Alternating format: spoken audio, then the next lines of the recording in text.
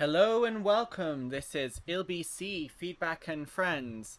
Right at this moment, we have Sunny Skies and Baka Biza with me, and I thought we'd start the night off with a track I started working on recently, called "Flickering Waning Moon."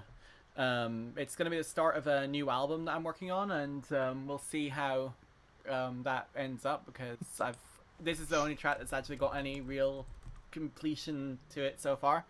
But I mean, let's just start out with a bit of a different thing. How about you two roast me? Your face. Whatever you want, I guess. Roast the song, roast me. If you want to get really... I'm just gonna get real mean with it. Headphones, more like helmet. You go into the army with those things? Oh, God. Got Bluetooth earbuds. I actually do want to get a pair of in-ear monitors. My opinion on that track's really pretty, super nice. It sounds like it's about something like super important to you. Like you got a lot of emotion in those chords, and you're really expressing yourself very well. I think the mix is pretty good. I didn't hear anything that really stuck out to me. I think it's a really, really awesome first track for your album. Thank you. That was very nice. Sunny, can you be harsher? I didn't realize that was your song that was playing. That makes a lot more sense, you know, the context. I really enjoyed the track. I 100% could have fallen asleep to that. So if that was what you were going for, that definitely worked. Like, what was the name for it again? Flickering Waning Moon. That's definitely fitting. I was like, it was something space themed, and songs like that with that ethereal atmosphere and that really full sound, I think really, really do fit the space theme. Either that or like an underwater submarine going through like a coral reef kind of vibe is kind of what I got in my head. It's a little bit of both. Like in terms of, well, basically thematically and narratively, there is a water component to it, which I will be expressing in visuals and stuff. So you aren't too far off in that regard. It sounds very cinematic, so that makes sense. Then you definitely delivered the right message if I picked up on that, because I'm pretty dense. I think it needs more cowbell, though. It might. I mean, I could actually do a good 808. A good 808. Some distorted kick going on in there. That drop, man. You know, you should throw a really gnarly growl in there as well. I mean, I don't think we'll go that far. You know what you need is a melodica. Oh, yeah. Melodica would be sweet. There you go. You got your melodica. So, yeah, I've got it sitting here in case I need it. I heard the guitar in the background. For some reason. Why?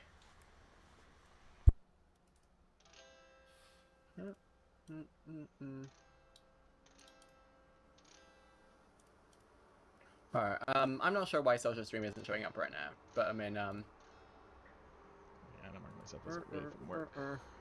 It's meant to. Why does everything break the minute you try to do anything? Alright. While we're live, mind you. How could you do this? Why could you do this? For you. Anyway, so, provided, let's see if somebody's actually DM'd me link, because the first person was meant to be, yes, please, but he's obviously still rendering. So, we're going to skip ahead for a minute to Nathan Van Denberg, who is a friend of the show, and apparently this is an attempt at some deep house stuff. Cool. So we'll Gotta see love how some deep house. Yeah, this is Amazing by Nathan Van Denberg. Very quiet intro. Comes from the glass, stretching out with the 35 and fast. Looking at my gray hairs and laugh. This ride has been so amazing. Still got my fam, I'm so blessed. Sending crazy memes to my friends. Do what I love without depth. My favorite food is safety. It's been a long way, but I'm okay. Nothing to change, just a lot of debt. I wanna ride cash, got no regrets. I'm feeling myself, and it's so amazing. I've been setting it off tonight, starting out making a move for it. I've been feeling myself, and it's so amazing. Feel so focused, I know that I got that feeling I can't deny.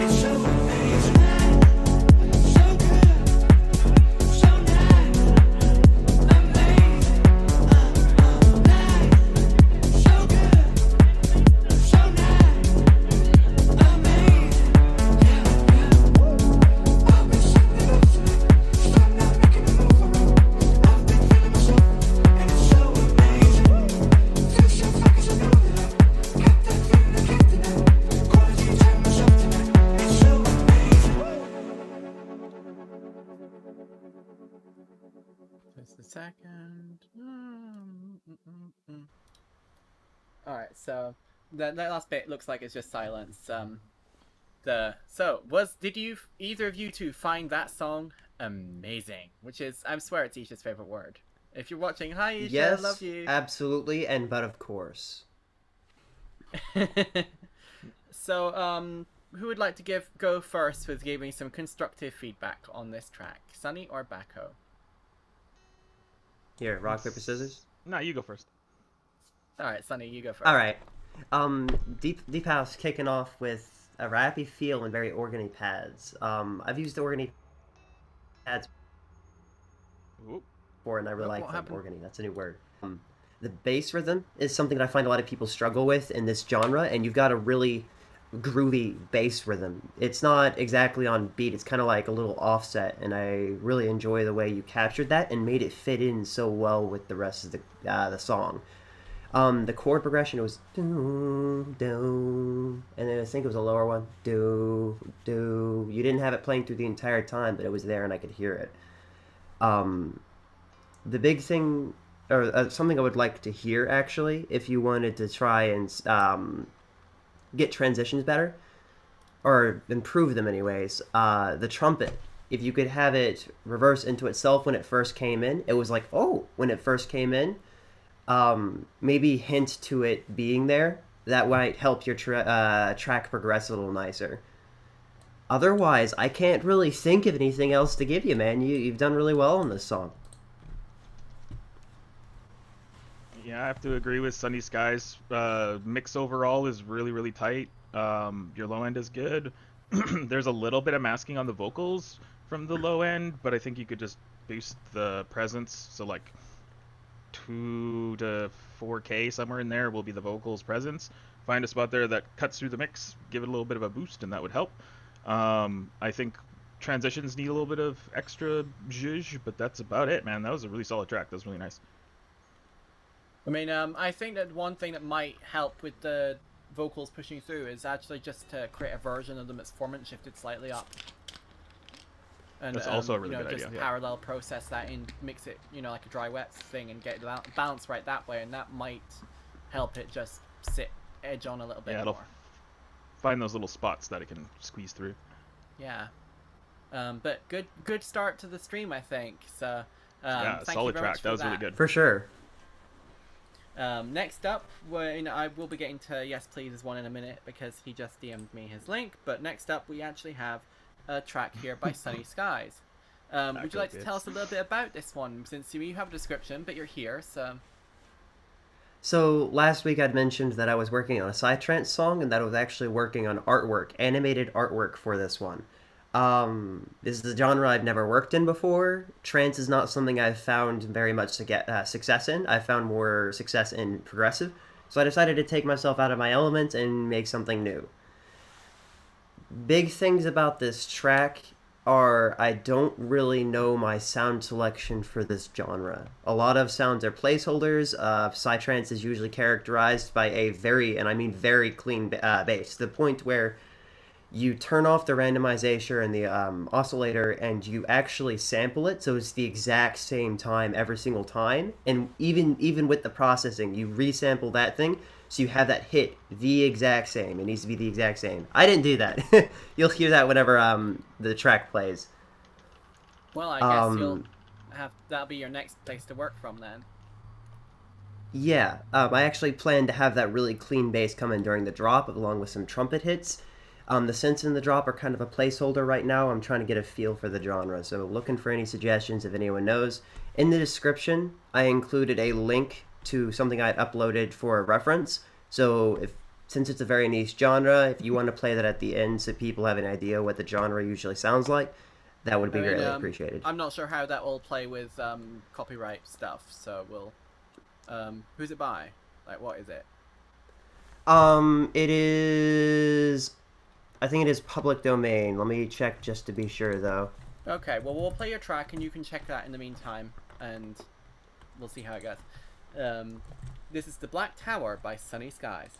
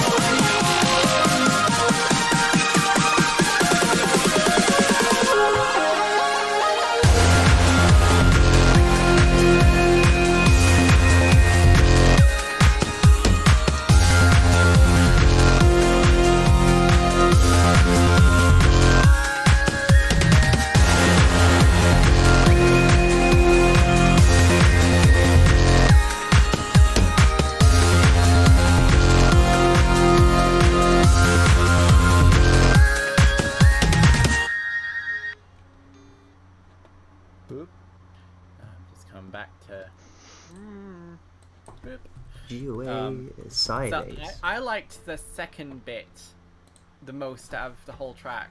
Like once you started playing with those sort of the whistle sounds and the grittier bass sound, I think that it really started to click for me what you were trying to do. The second bit after the piano Yeah, break, after the here once the around bass starts jumping and 207. I have no idea what that is. that's a SoundCloud, stop it. Bad SoundCloud. And obviously I know you said some of the sounds are placeholders, but I also don't think the ones that you chose are necessarily bad. I mean, it's more just some of your stereo control in your intro is kind of off, and I feel like you have to go, take that last bit and then use that to inform your first bit. Like you've kind of written a really awesome part of a song, and then the other bit is kind of like it doesn't reference it at all because you kind of just kept going, and then you just changed it up. you're talking But about when the drop hits. Yeah, I feel like the drop is it's better than the intro by a lot. All right, Good so I'm thing. probably gonna want to reference the drop and maybe hint more throughout as I progress the beginning of the track. Yeah. Yeah, just like take one section or one piece of the section from it and try to integrate it into the intro, and that would help a lot. All right, and what do you think about doing the really clean psytrance bass for the drop to especially bring out that variation? I'm actually removing elements to make the drop more interesting. Yeah, I think you did a good job on that, other than the fact that I think I would look at the timings of the drums and the bass. They need to be tightened up a little bit. A really good program that I like to use is Wave Observer Pro. Well, I have the Pro version. It's like $5 if you get it on Patreon, but it's free. There's a free version of it. It just shows, it's basically an oscilloscope, but you can literally see where the waveforms like start and end, so that you can make sure that they're all clearly individual hits and you get them like going through the mix really nicely. And then that intro is way too loud. I'm not sure what happened. It was like really overcompressed at the beginning, and then it was fine. So I'm not sure if you automated the compression or if the beginning is just way louder than the other portion going into the limiter or compressors that you have set up. But I would definitely I think I double just check had a that. lot of stuff in the beginning. I need to remove Yeah, it might some be things, just that's too for much sure. stuff. I would really go with a sparse intro, taking some kind of element from the drop and using that as your introduction to the main core of the song. But other than that, it sounds like it's going to be a really, really awesome track when you nail down all the little tiny details. Gotcha. I mean, some of the comments in the chat here are interesting. I mean, Borvu thinks the bass is a bit overpowering, and he thinks the I think the drums bass definitely level's need to okay. cut through as well. But generally, I thought, like, so far, at least there's some positive comments here as well. Clowns in the Hole are weird. Hello. Vic said that it's a banger once you fix the opening, so that's really cool. Also, So sorry, the big didn't area say I need to you- look at is the opening. Yes.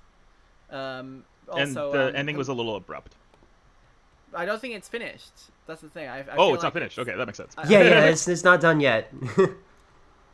So I mean, also hello to Jaskabo. Nice to see you in chat as well. Tell your friends that we're on stream. Everybody, that is your order. Also, before we move on to Yes Please's next track, like Oh, yeah, I he should sent promote something the in, stream. I want to show off some technological advancement. This is my Samsung tablet running the overlay for the music player right now. Woo, let's go. Fancy. No more Upgrade. autoplay? Oh no, I don't know about autoplay. I can't stop that. It's just basically it's just running as an external screen over my Wi-Fi. Giving me extra screen space. And I've got it. I mean, it looks nice. It's easier to do than just having my big ultra wide chopped up because that just doesn't look quite right. So this is an upgrade. We have Shiver by Yes Please. I can't remember if they said something useful about this one. Because they were first, and I think it was something about making a sexy track? Yeah. Shooting for hot, sexy vibes, and I want to know if I hit my mark. Okay, everybody. It looks like it's about to get steamy in here. This is Shiver by Yes Please. I like that combo.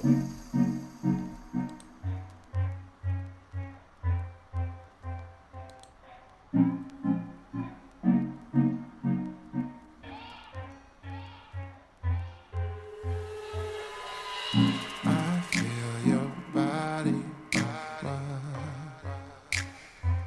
and girl, you're shivering. You tell me I look so fine.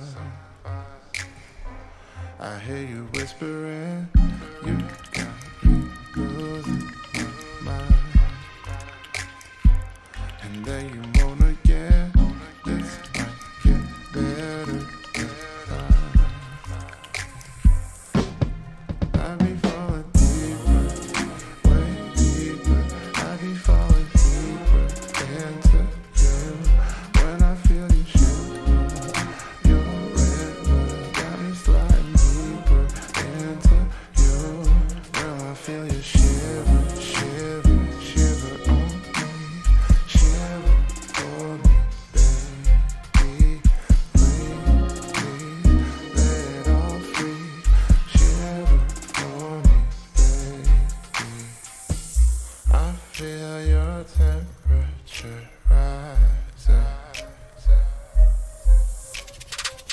so hot it's cold on your body. Girl, let me get you excited. I'll watch you, baby. Girl, let me play with your body. 'Cause you got me falling deeper, way deeper. I be falling deeper into you. When I feel you shiver, your rhythm got me sliding deeper into you. Girl, I feel you shiver, shiver, shiver on me, shiver for me, baby. Please, let it all free. Shiver for me, baby. When I feel you shiver,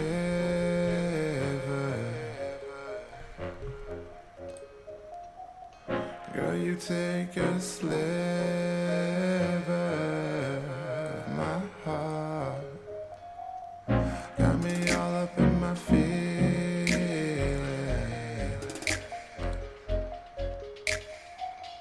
Think I might be falling apart, yeah.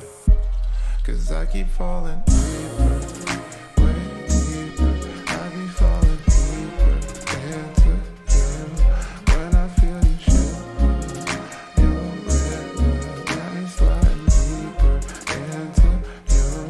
Girl, I feel you shiver, shiver, shiver on me, shiver for me, baby.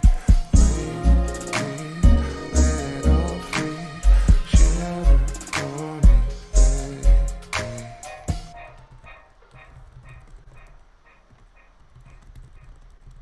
So that was Shiver by Yes Please. Did that sound like a sexy fun time to either of you two? Well, it's The got some vocals? really dissonant chords, so if you're going C-bat sexy, then I guess you're getting there. Sorry, Yeah, I just really wanted to say that. I think you might want to think about using a different kind of instrumentation. Like that sounds like a really amazing neo soul track. Like if you get some like old school like boom bap style drums with like a piano or like a guitar over that, like that would like just melt the panties off every single person that listened to it. Um, I really really like the vocals. Is that you on the Vox? That is him c- on the vocals, yeah. He's Yeah, because those vocals are really good. I think the production on the instrumentation side needs a little it needs like a more foundational like concept because it sounds sort of sparse and sounds sort of like I'm not sure what I'm doing, so I'm just gonna put some stuff here. So I think having a really good think about that would help a lot. I mean, while I wouldn't necessarily suggest changing the entire instrumentation, I think what is there could be refined. Like right now, that 808 bass sound does not hit hard enough. Like I feel like if you're going to use that, you want it to be so prominent and crunchy and sort of crispy that we feel the sub and you make people wet themselves with the sub. Like in which maybe that isn't quite such a romantic image, but and the other thing I think people pointing out that the chord synths they lack some presence. I agree. Trying to think of how I might make them have more presence. I mean, maybe it's just a case of just simple layering stuff. But it could also be I think the a fact pluck that would they're be also, nice. I mean, yeah, maybe. But it's also, I think they're very dry on the whole. They're sort of like, bwah, bwah, bwah, bwah, bwah. There's no delay on them. There's no obvious reverb on them. They're just sort of really subtle. And, I mean, I feel like some post-processing could be done on them to richen them up a bit, you know? And I think a lot of that is to do with the fact that they don't do a lot spatially.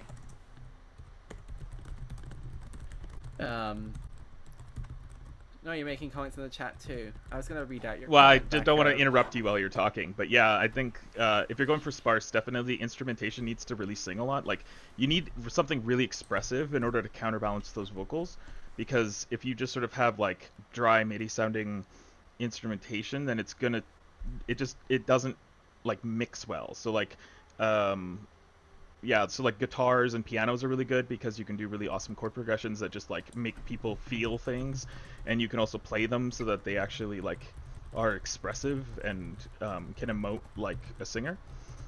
So yeah, that's my main suggestion. So what you're saying is melodica. Yeah, absolutely, melodica. I don't have Yeah, any. I Melodica's would gonna totally become a love to thing. work with these vocals if you have any interest, but I don't want to just come on here and steal the vocals off everyone's track. Is that gonna be your trademark? Yeah, I'm always looking for vocals constantly, 100% of the time, always. I have like an entire EP that needs it. Right. As for me, Sunny.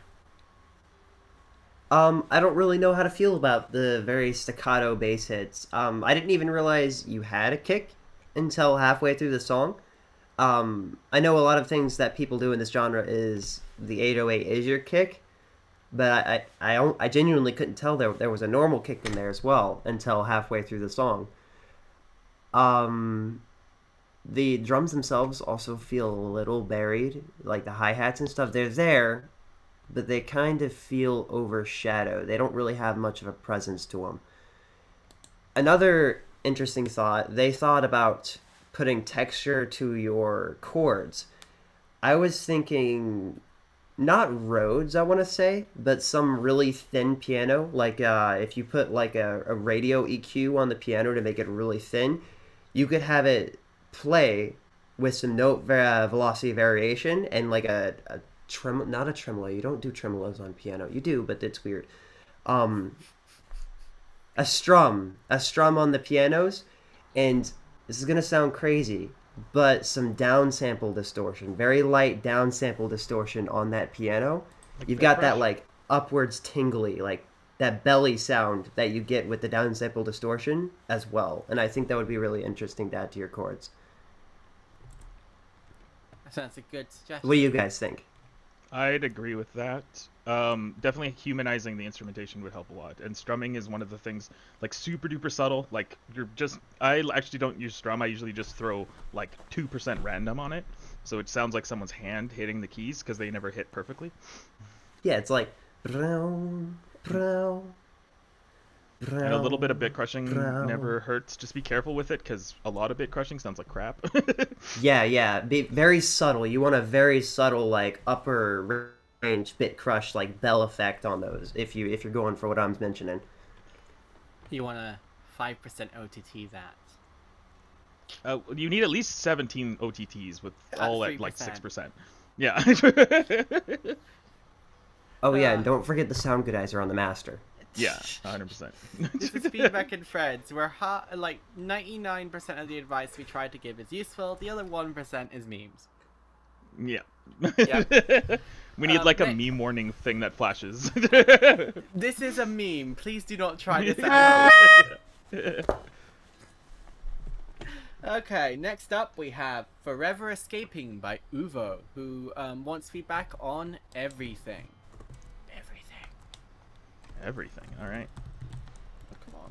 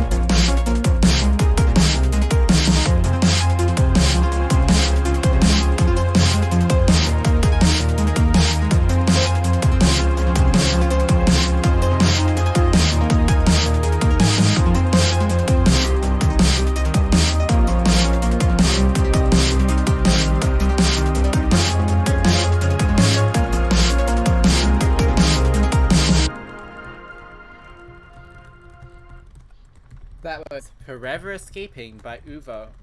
And I'm going to let Bako go first.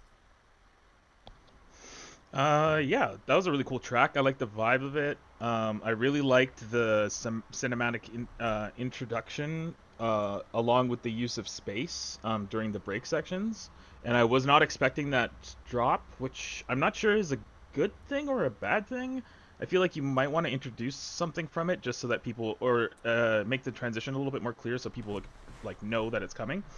But again, it is kind of like an artistic choice in that regard because you're really making a 180 switch there. And if you want to surprise the person, then you've done a good job at that.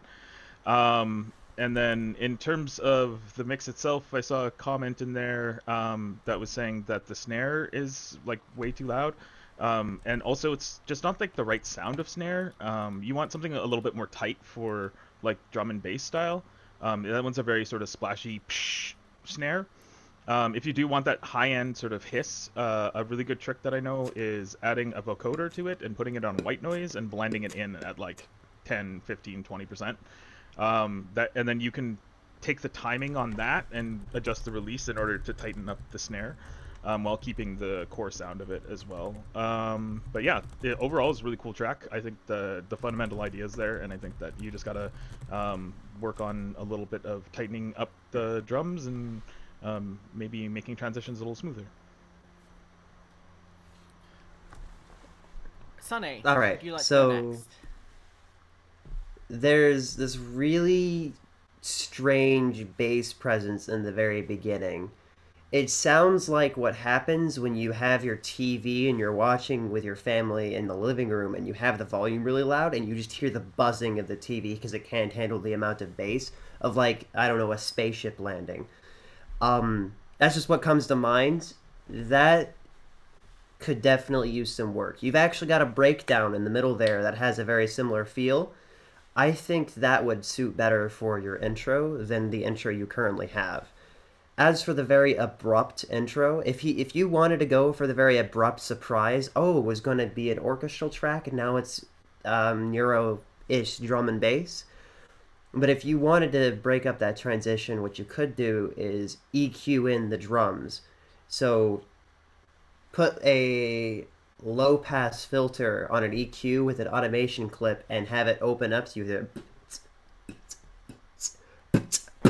and then you hear, I guess, a pause where you just have the drums and a break, and then into the drum and bass. The wobble you have for the bass there also has some really strange harmonics in it. You definitely want to probably EQ that or change the sound a little bit.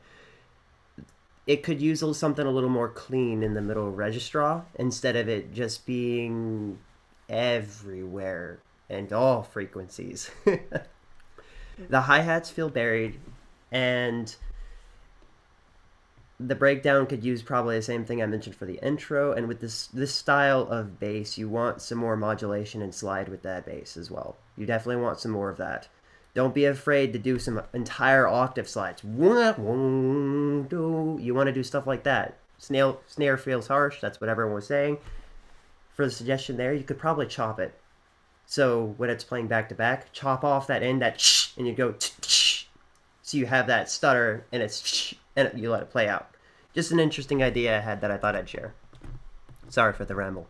No, it's fine. I can tell you exactly why. I mean, if you fix the intro, you actually make it easier to start fixing the rest of the track in terms of harmonics.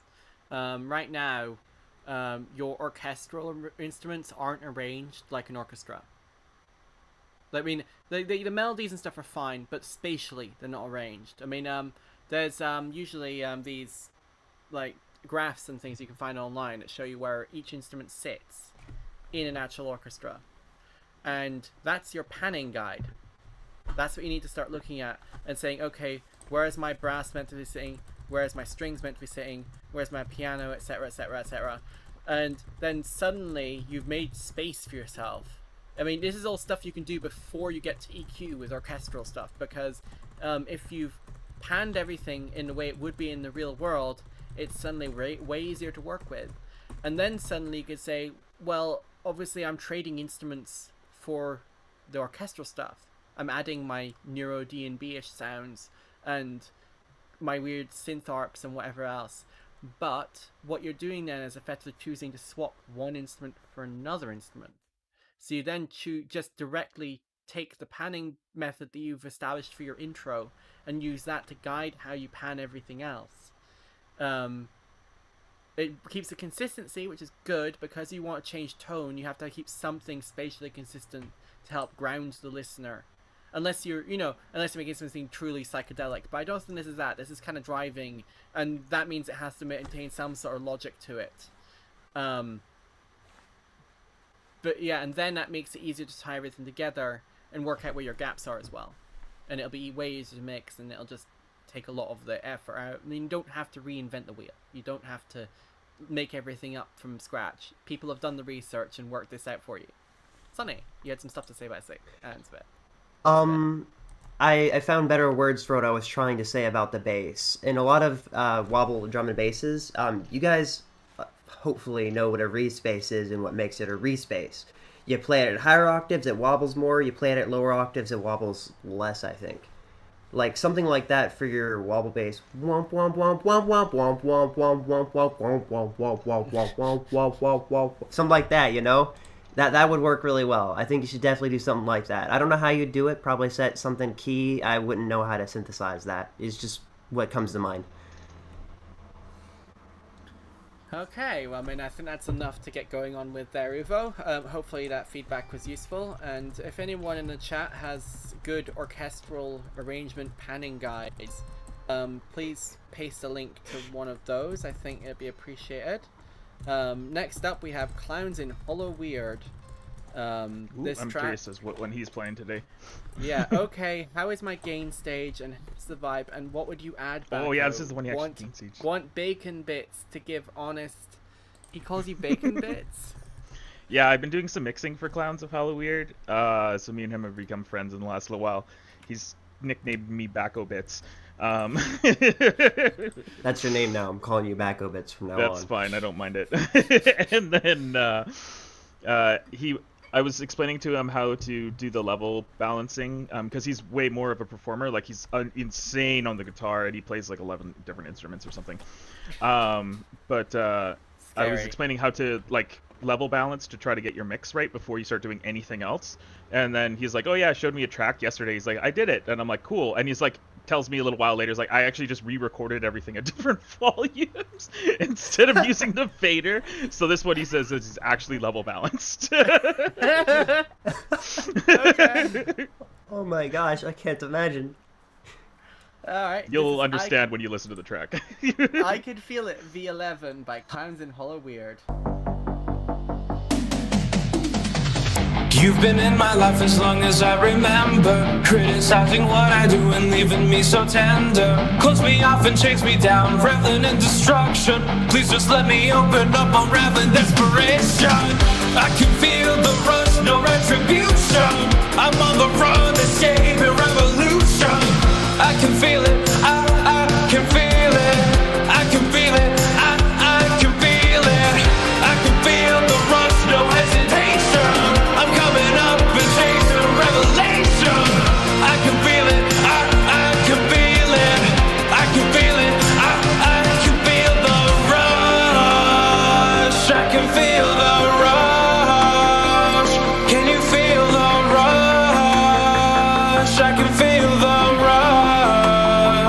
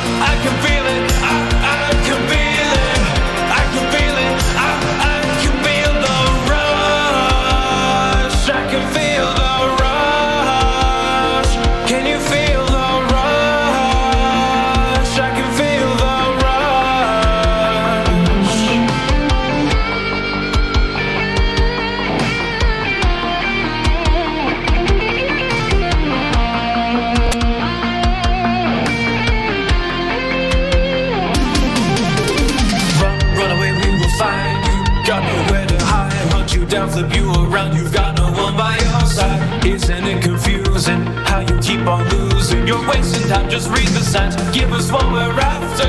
Battle blade, your tempting fate, dripping blood for the bet we made. Slip away into my days, make mistakes I'll pay. Your life is in our hands, now you're living in denial. So pick us up and hold us tight, we can't outrun our demons. I can feel the rush, no retribution. I'm on the run, it's saving revolution. I can feel it, I can feel it. I can feel it, I can feel it. I can feel the rush, no hesitation. I'm coming up and chasing revelation. I can feel it, I can feel it. I can feel it, I can feel the rush. I can feel the rush. Can you feel the rush? I can feel the rush.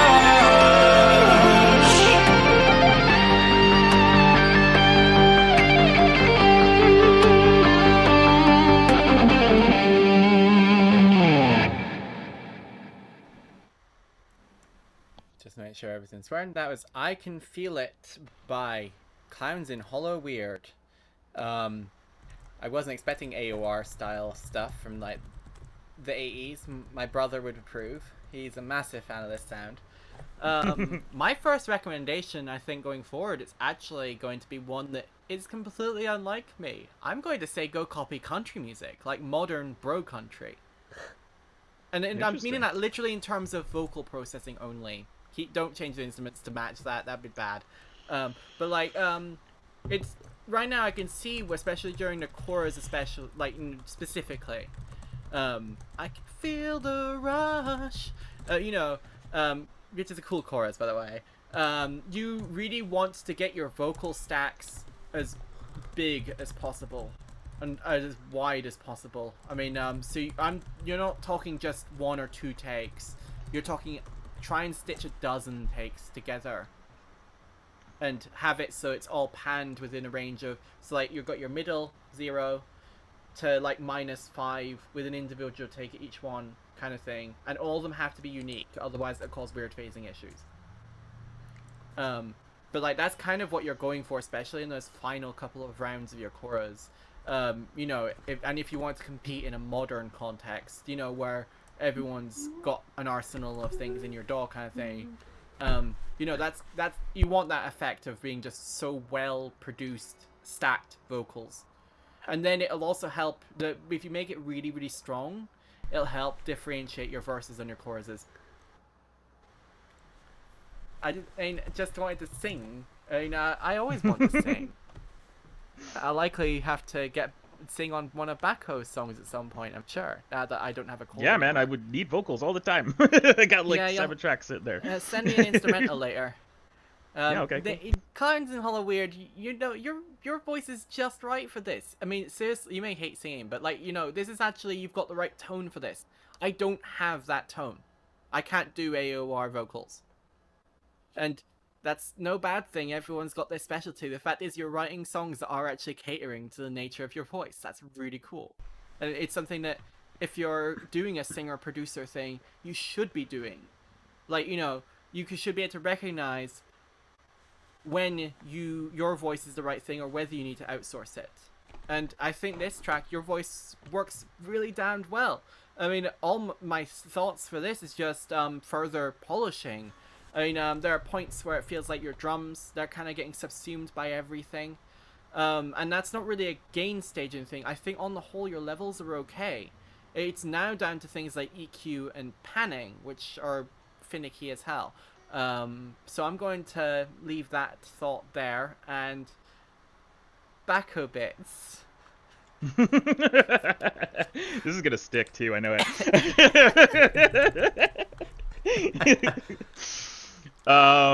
Yeah, so awesome job on the leveling. I think you're like 90% there. The only thing that I think really needs work on the leveling is that during the chorus, there is like a lead guitar element, or like it might be part of the rhythm section, I'm not sure. It's a little bit too low in the mix. You need it a little bit higher to match the vocals and to give energy to the chorus, because The choruses just come in a little bit flat, and that's just more like small little nuanced move up and down. And then other than that, I think you're ready to start panning and doing EQ, which we can go over later if you want. Yes, senpai. And I did a whole stream and recorded mixing one of his tracks for him. So I've been teaching him the things that I know. But yeah, it's you did a really good job. I'm glad that you didn't just re-record everything.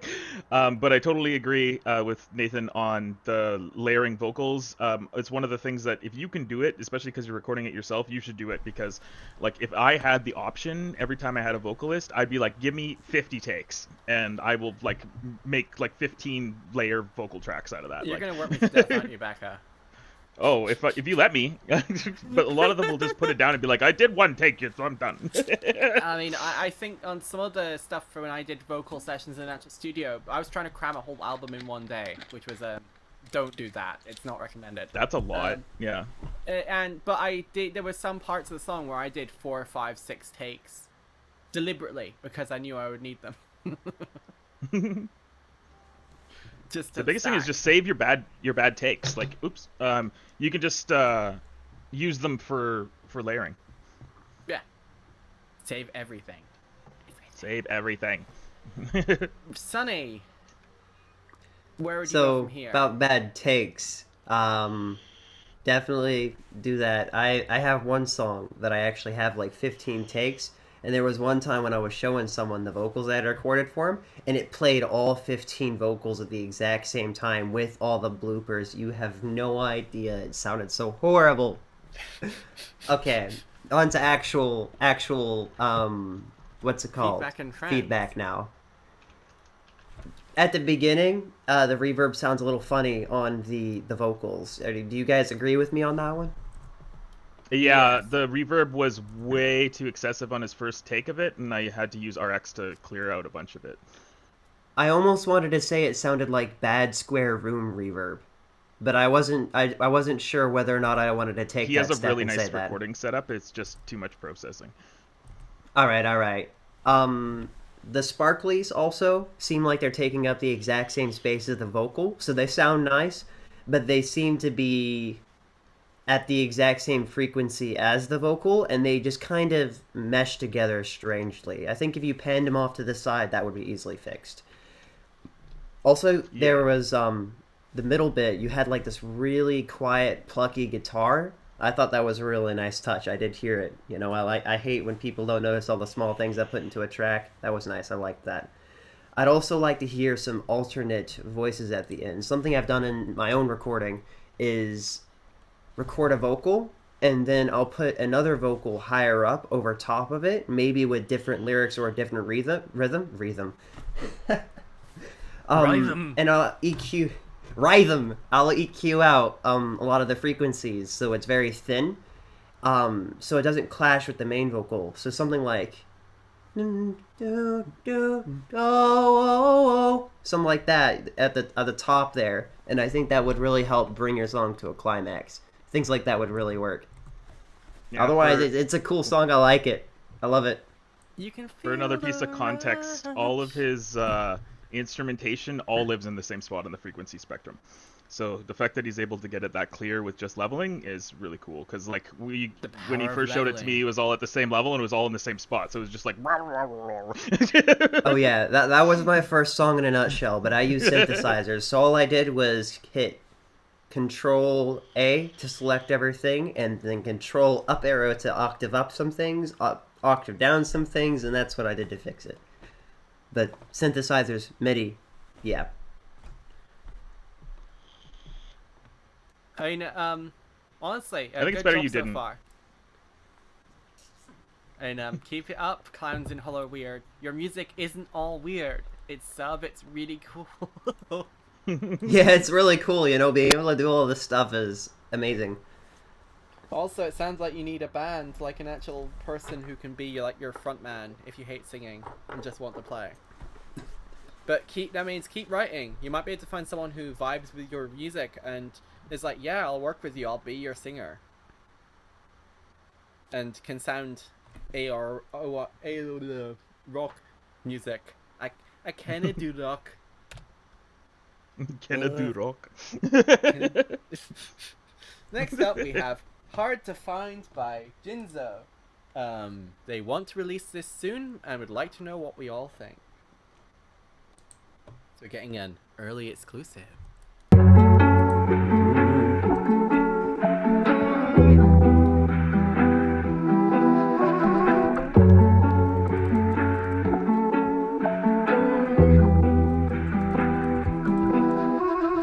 I see more clearly when you are simply others. Clear up my vision and clear up mine, 'cause I ain't infrared my mind, you just wanna find a piece of you, so it's hard to find. Bad the piece of you, scared it haunts me too. Love you can't undo, love you can't unwind. I see more clearly when you are simply others. Clear up my vision and clear up mine, 'cause I ain't. How you tryna fuck with your bitch at? She in my crib with your bitch ass. XOXO tic tac. Love is blind, yeah, get that. Boy, shoot shot with a Big Mac. Miss every shot like get back. Miss every bitch with they broke ass. Clear up their mind and they go back. I see more clearly when you are simply others. Clear up my vision and clear up mine, 'cause I ain't. I see more clearly when you are simply others. Clear up my vision and clear up mine, 'cause I ain't. How you tryna fuck with a bitch?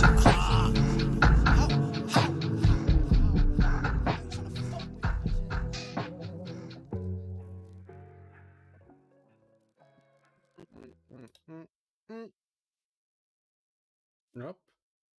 Wait, one. Backup? Backup's disappeared. Your camera's disappeared.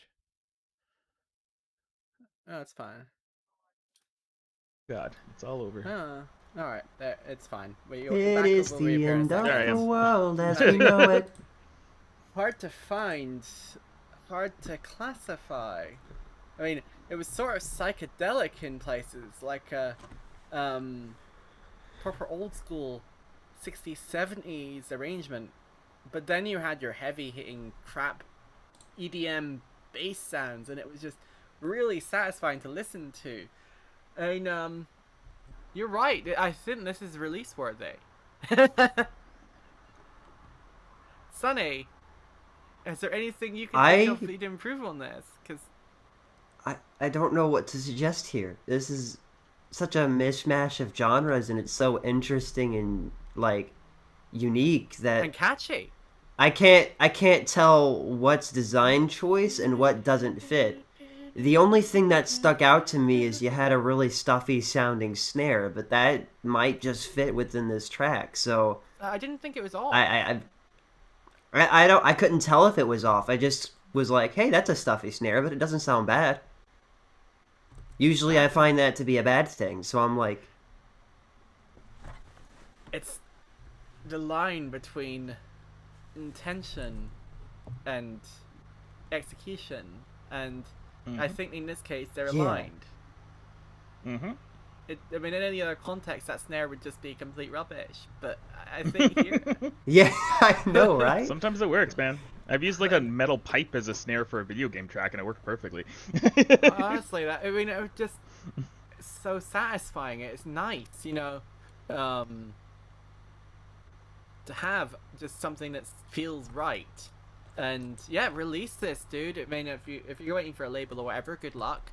But I don't have anything really to suggest here on these headphones.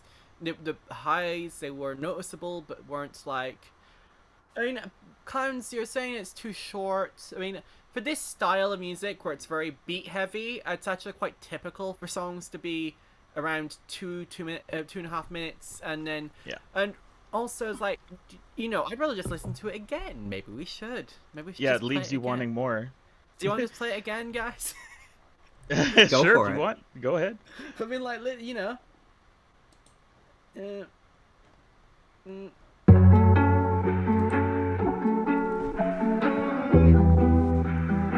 I'm going to talk over it a little bit, but you see what I mean? It's just, look at those little flute flares, the trills, I think they're called. My brain, it can't It has like a little bit of a lo-fi element to it too. That's a I do have vibrato. one suggestion.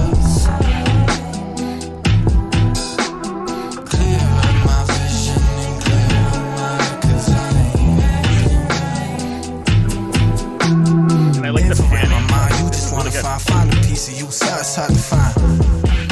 And that vocal is sick, that's right. Yeah, that little vibrato is excellent with the flute.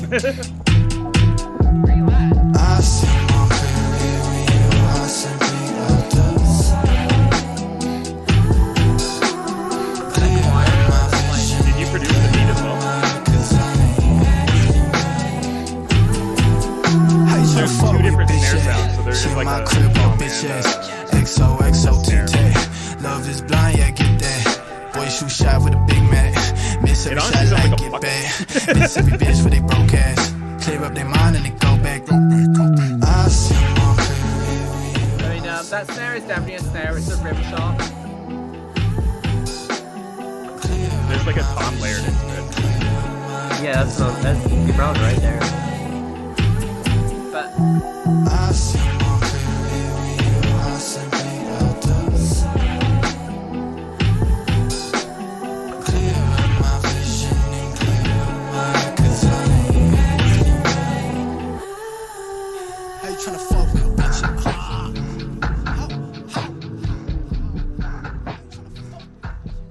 Yeah, man. I only have like one suggestion, and it's more of a try it out rather than you need to do it. I think if you tried to use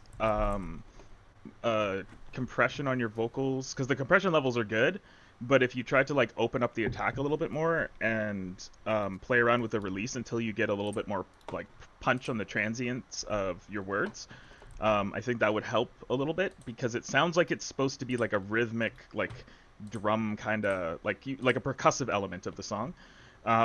So I would try that and see if it sounds better, and if it doesn't, then just turf the idea out. But I think it's worth a shot, and just to see if it sounds like it might improve it a little bit, but like that's the only thing I got for you. I mean, yeah, like, and also it has a proper outro. Like, you know, it's a very short one, but like it's actually does resolve. I mean, I love that. Like, you know, I'm always gonna give kudos for anyone who can just pull off a decent outro. They're underrated. Intros and outros. I love harder than they fading look. out, man. Feels like pulling a rabbit out of a hat, you know? Alright, next up, provided this link works, it's a shortened one, sometimes they're funny. This is by Freddie Z. Do you prefer Freddie Z or Freddie Z? Like some sort of American... America. I'm not you, but I'm gonna definitely say Freddie Z. Hey, it's your boy, Freddie Z on the microphone. No, how dare you? I'm not okay with this.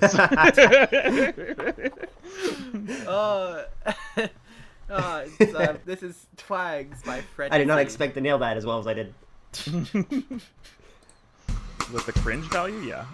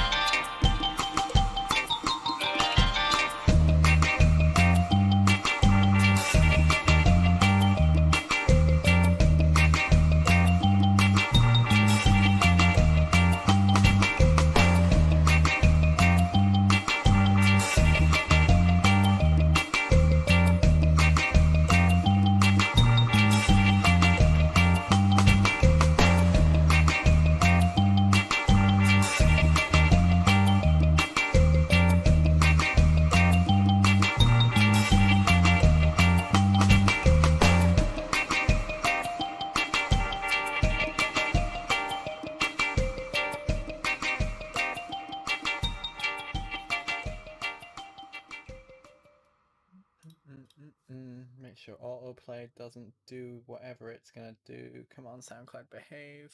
Just be 2 seconds. So, that was Twangs, which was clearly a dub reggae inspired piece. Definitely. Reggae, that explains it. Yeah, it's like a it's dub reggae. I didn't think reggae. I was thinking tropical house. I was like, this isn't tropical house. No, it's Yeah, reggae. the sort of tinny sound on the drums is not always tropical house. I take it, given your confusion there, Sonny, that you don't listen to a lot of reggae. I've kind of been listening to reggae a lot more recently, and I was like, ooh, Just I listen to really some want to Bob make Marley. something like this. But it's not often enough to really be able to define the genre. That's for sure. Bacco, what about yourself? I've heard this track before. I'm pretty sure, because I recognize the bell melody in the last quarter of it. You've been working on this for a long time, so my first suggestion is work on a new song. Not to like, is not to say that this would like just needs to be thrown in the garbage or whatever, but it's like, wait, Yeah, when don't do you're, anything. yeah, well, I think that you're, it sounds like you're a newer producer, and one of the things that you really need to focus on as a new producer is making a lot of really short songs. Like, just make like. I made like 100 in my first year to get to where I am now, and I still wish that I had more time in the day to make more. So, for this song, I was counting the number of measures that you were repeating your loop, and it was 4 times. Cut that in half. Just do 2 times for each one. I think that this song could also be separated into 2 separate songs, because you have 2 sort of different melodic elements in 2 different spots. I would just split it into 2 different songs and then make them as good as you can, and then be like, all right, that's as good as I got. Let's move on to the next one. And every time you iterate from there, you're going to get better and better and better. And then you can go back. Like, I just started going back on my old stuff and being like, wow, that melody's awesome. Pull that. Those chords are great. Pull that. I really like the drums here. Pull that. And then boom, new song. So that's really a really good way to do it. And then once you've made enough stuff, you just wind up having a body of work. But yeah, it's mostly the repetitive nature of the sort of loops that you've built. It sounds like you have like one loop next to another loop next to another loop. You are changing the elements and they are connected, but the transitions need to happen a little bit better.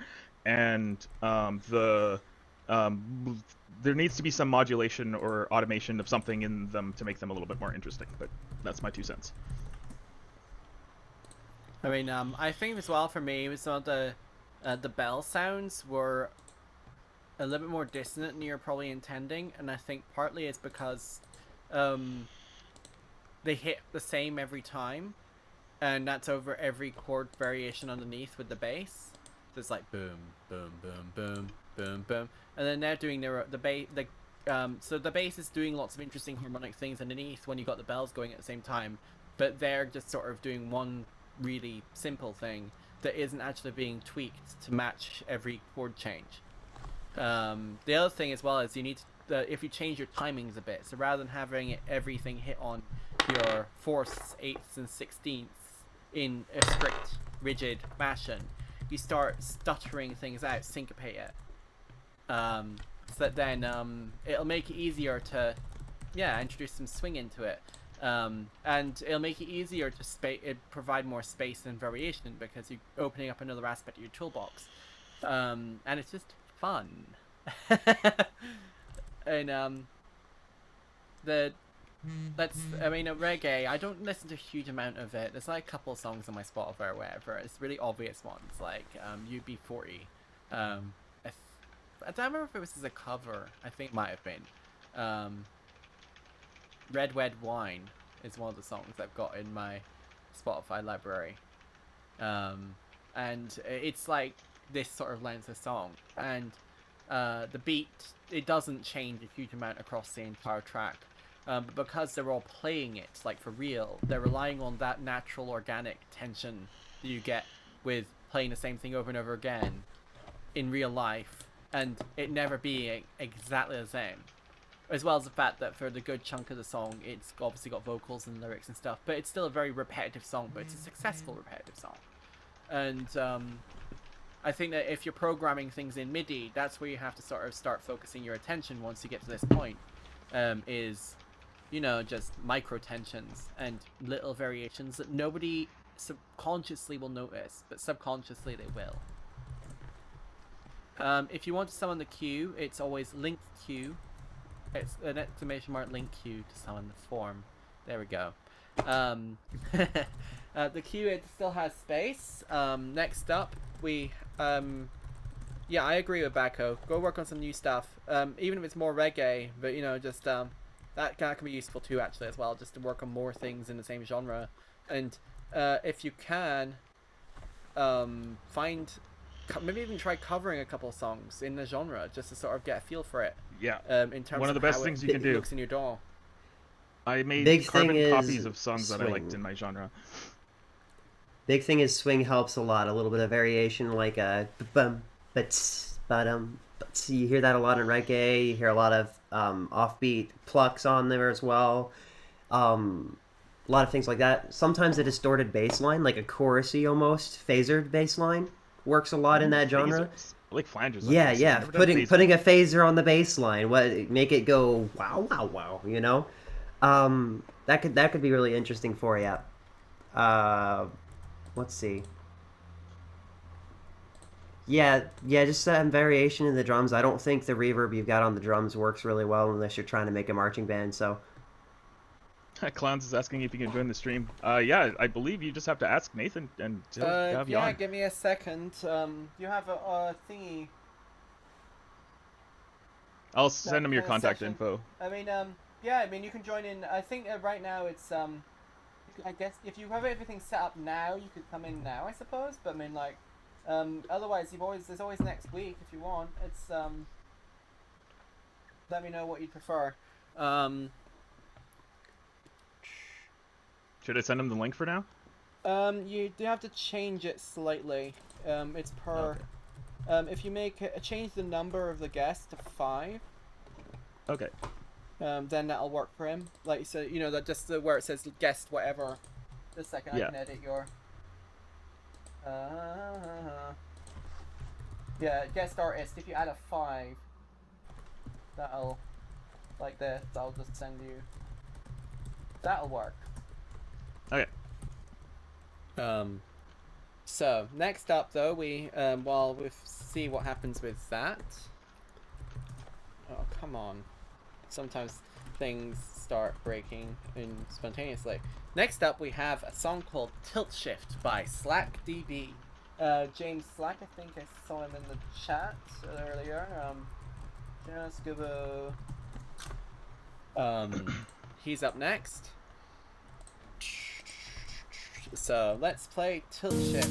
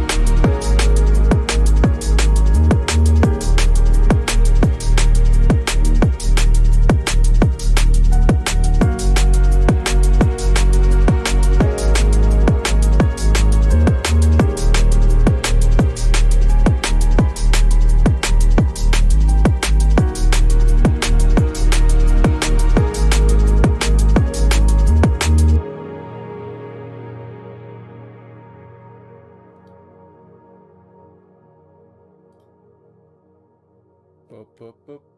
Oh, just a second. I got where's my camera gone? I don't know. Is it here? It's here. I don't know. Bloop. So far, that my only thought is for this genre, it's very short. And it felt like it maybe was building up to something really, really big and hype, but it just sort of was like, okay, bye now. In terms of production, I thought it was solid. So, Bacco, I'm going to let you have some thoughts, and maybe we can bat off those. I love this style of music. Old school drum and bass just tugs at the old heartstrings from when I was young and doing stupid things.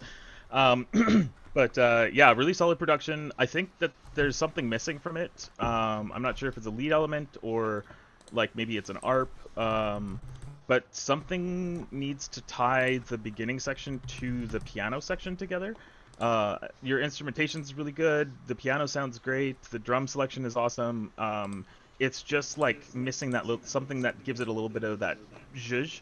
And I saw a comment that was saying that you need a little bit more sizzle on the high end. I think that whatever the element is should be something that plays into that as well. Yeah. But yeah, that's a really good track. Also, what's Gem released? I tried to Google it, but I couldn't find anything about it. Is that like I think it's a label. Is a label? Because that's super cool. Congratulations. So, right now I've got Clowns of Hollow Weird, I think, trying to join on the Video Ninja, and I had to mute him a second because he was feedback looping us somehow. Oh, yeah. And he's got us Yeah, on his earbuds, screen, earbuds. He's got us on his screen, but not his camera. I'm not sure what's going on with that. I don't think he's going to come on with a camera because he's somebody who's well known in the music industry and he wants to remain relatively anonymous. That's fair enough. But I mean, like, you have to fix the feedback loop there, dude. But unfortunately, I can't. Yeah, you need to turn off. On right now. Don't share your screen. Just join with a camera and turn the camera off. And just leave you in the background on voice. That's fine. Yeah, I think he joined with share screen. Yeah, you don't have to have a camera on. Just right now nobody can see you, but me. So you can don't have share screen because it's feeding your audio back to us. It's not amazing. Anyway, I'll come back to that in a second because obviously you can hear us, and I'll unmute you in a second once we've got the next track playing through. Next up, it was something I got distracted, so not the first time. Drum and bass song. Okay, Drum and bass gotta song. love liquid drum and bass. I do like with liquid the drum flowy and bass. pads. You got like it's a very liquid drum and bass. The kick and the snare come in with no transition. That's fine, but something I've always said, something you guys will hear me say all the time, EQing in those would work really well. But what I actually think might work really well is if you had a crash, you reverse it. You put a bunch of reverb on it, and you go, like that. A transition like that with some crashes. You have some white noise sweeps up and down, work really well in this genre. In between every bar, if you had like a crash that really just sizzled with a bunch of reverb on it, that could help a lot. You could put some really quiet, plucky arpeggios, like maybe some kind of stringy arp that went through the entire track, or some chord strings would work really well as well. Also some variation on the pads you've got there. You've got the kind of swell and then simmer down. Oh. Sorry, that was... you got this swell on the pads. Maybe having something that kind of pulsed halfway through, maybe transitioning to something like that, breaking up those chords would work really well for this genre. And something that I have found to be absolutely amazing in this genre is actually hi-hats and rides with reverb on them paired with a really, really vibey vocal. Something really mellow, maybe a guy coming up close to the microphone and singing with that. What's that called when you sing close to get the low register of your voice? Well, to get the distance effect. It's a distance effect, having something that's really the full proximity. And slow flowing throughout your song. ASMR. Or a higher up wispy female vocal would work really well as well. You don't even have to have words, you could just have syllables. Something Not like this, that's terrible. Don't do this. Sonny, please. Yeah, you gotta add some ear candy. No, Oh God. Alright, well, thank you for your extensive feedback there, Sonny. That was good. Next up, we have Moon Boy Need You. Oh no, it's a remix. Bouty. We can't really play remixes on the channel, unfortunately. If you link something else, I'll get you next.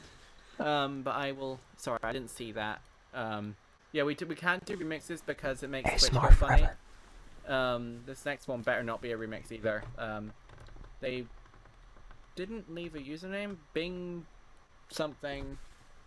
Also, that random noise there was just me resetting my... It turns out wireless screen technology isn't entirely 100% stable all the time. This is Chronostasis by Bingbo. We'll see what this is. Oh, it's uploaded 5 months ago. It better not be officially released. So we'll just see what happens.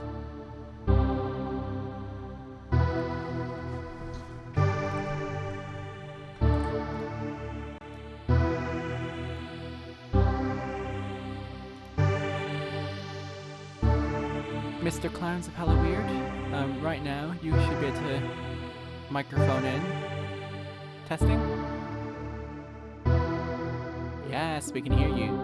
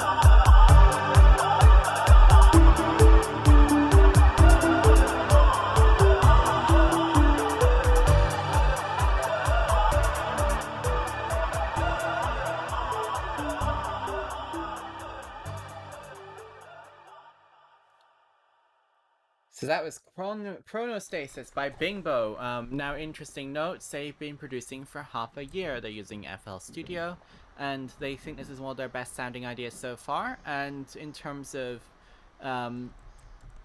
idea generation, I think it's not too bad. The 11th project I've made so far is the description. We have Clowns of Hollow Weird currently here in audio form. Would you like to say hello, Mr. Weird? He just said his Uber Eats is here. God damn it! All right. I was gonna DoorDash some Chipotle, but I didn't want it coming in the middle of the stream, so I decided to starve myself until after stream. I got pizza before. I appreciate your sacrifice. All right. Well, that was gonna be my studio snack for the day. Well, he's busy eating the world. Sounds like something he'd do. Backo, do you have any thoughts to someone who's been producing for only a few months? Yeah, this was me 6 months ago. Hey. Your ideas are cool. You're very expressive, but you are not anywhere in any genre land. You are you've wandered off of the map. And I did this a lot when I was first starting out and making a lot of tracks. It took me probably like 25 tracks before I started landing genres where I wanted to. And I still have never made a trance track, even though that's the whole reason I got into this. I'm really good at making house. I try to make trance and then I make house. But anyway, I really like the instrumentation on the ARP, that because you did a good job of modulating it. You got a filter that's going on it that's like coming off. You keep that interesting through the whole track. The next thing I would really look at is drums. You really need to like focus in on like getting the right sound of drums. And then after that, then work on your bass. And once you get those sort of three elements together, that'll tie in whatever kind of track you're going for. The other thing I think I highly recommend at this stage is to really start doing reference tracks. Like pull in some of the most inspiring music that you know and make exact copies of it if you can. Like do as good of a job as you can making like identical copies of it. Obviously don't release it, but do it as like a case study. Like, you know how like artists will go to like a famous museum and like do case studies on Picasso or whatever. You need to do the exact same thing, but with music. And you need to just make copies and copies of the same kind of music that you want to start making.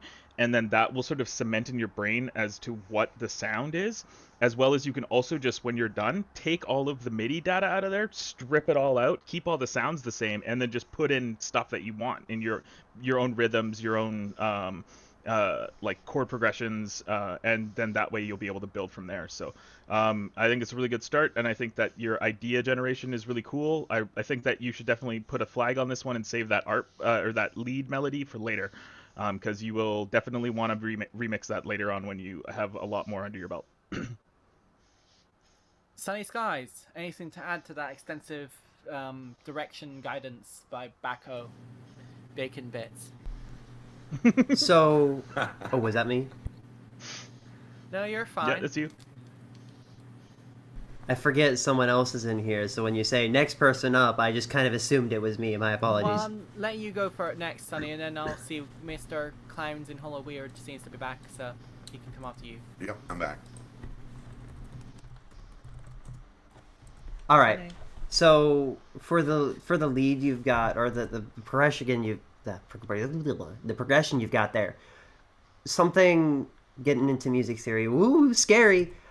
You've gotta realize is you've got to tie together your melodies and your other sounds with your chords. You may not be off key. All the notes you played were on key, but they didn't mesh well with your chords, and here's why. A note on key is not necessarily going to mesh with your chords, because if it's not something that your chord is built out of, then it's called a passing tone. Passing tones are what you use to build up to your key notes, which are the notes you usually hit on beat that you want to be accented. All you have are accenting notes, and you don't have any notes that resonate really well with the chords and stand out, so it just kind of exists. And that's probably the biggest problem you've got lead-wise there. That might help you. I wouldn't follow it to a T, but it helps a lot if you stick somewhat within the chords. Don't always do it, but it helps a lot. Because right now it sounds like you took a keyboard and you were like, well, my key is in C major, so let me just... Yeah, it sounds like you did that. The vocals as well seem like a mess of reverb. You have the vocals in the middle there. It's too much reverb. Cut that decay. Make it less. It just resonates and feeds back into this huge mess. Be careful with reverb. Reverb sounds amazing. Don't overuse it. Sounds like someone held the sustain pedal on a piano and just kept hitting notes. I've done that before. And I was actually searching for a song that I could show you from whenever I was early, because I keep all my stuff saved. Hold on. This is what I sounded like a year ago. This was made by FL Studio Mobile. Yeah. So yeah, that's what I sounded like. You got a long way to go. But you're doing pretty good for a start. You'll get there, man. Just keep at it. So, Mr. Clowns. Okay, so I'm going to disagree with you guys on this one. I actually thought the construction of the melodies are really nice. A lot of Eastern influence in this song. could really hear it. It reminds me of somebody I met in the '90s. This great lute player. Really reminded me of how they played. The panning was my biggest issue with this piece.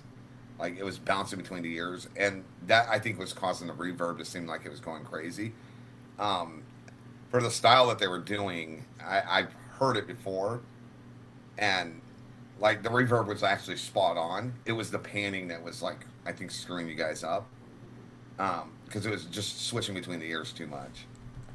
So I'm going to disagree with that. The construction of it is a mess, but like your construction of it is a really nice concept. It just needs further development.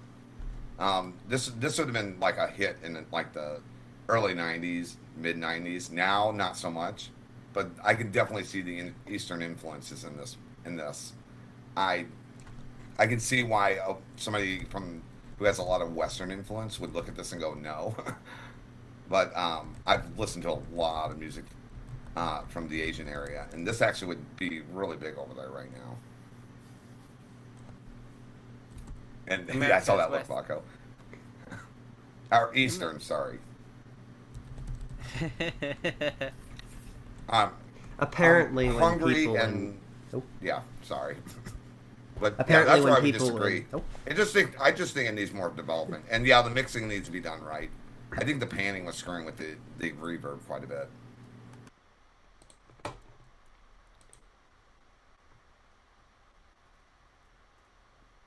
Alright, so sorry, I just thank you for that feedback, and obviously, you say, oh, I'm going to disagree with you, but that's the whole point of this show.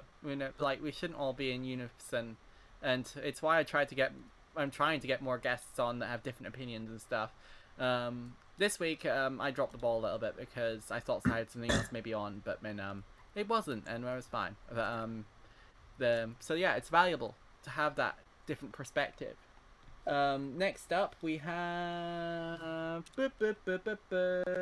stuff. We have music. Soggy by Please don't make Toby Fox destroy our stream.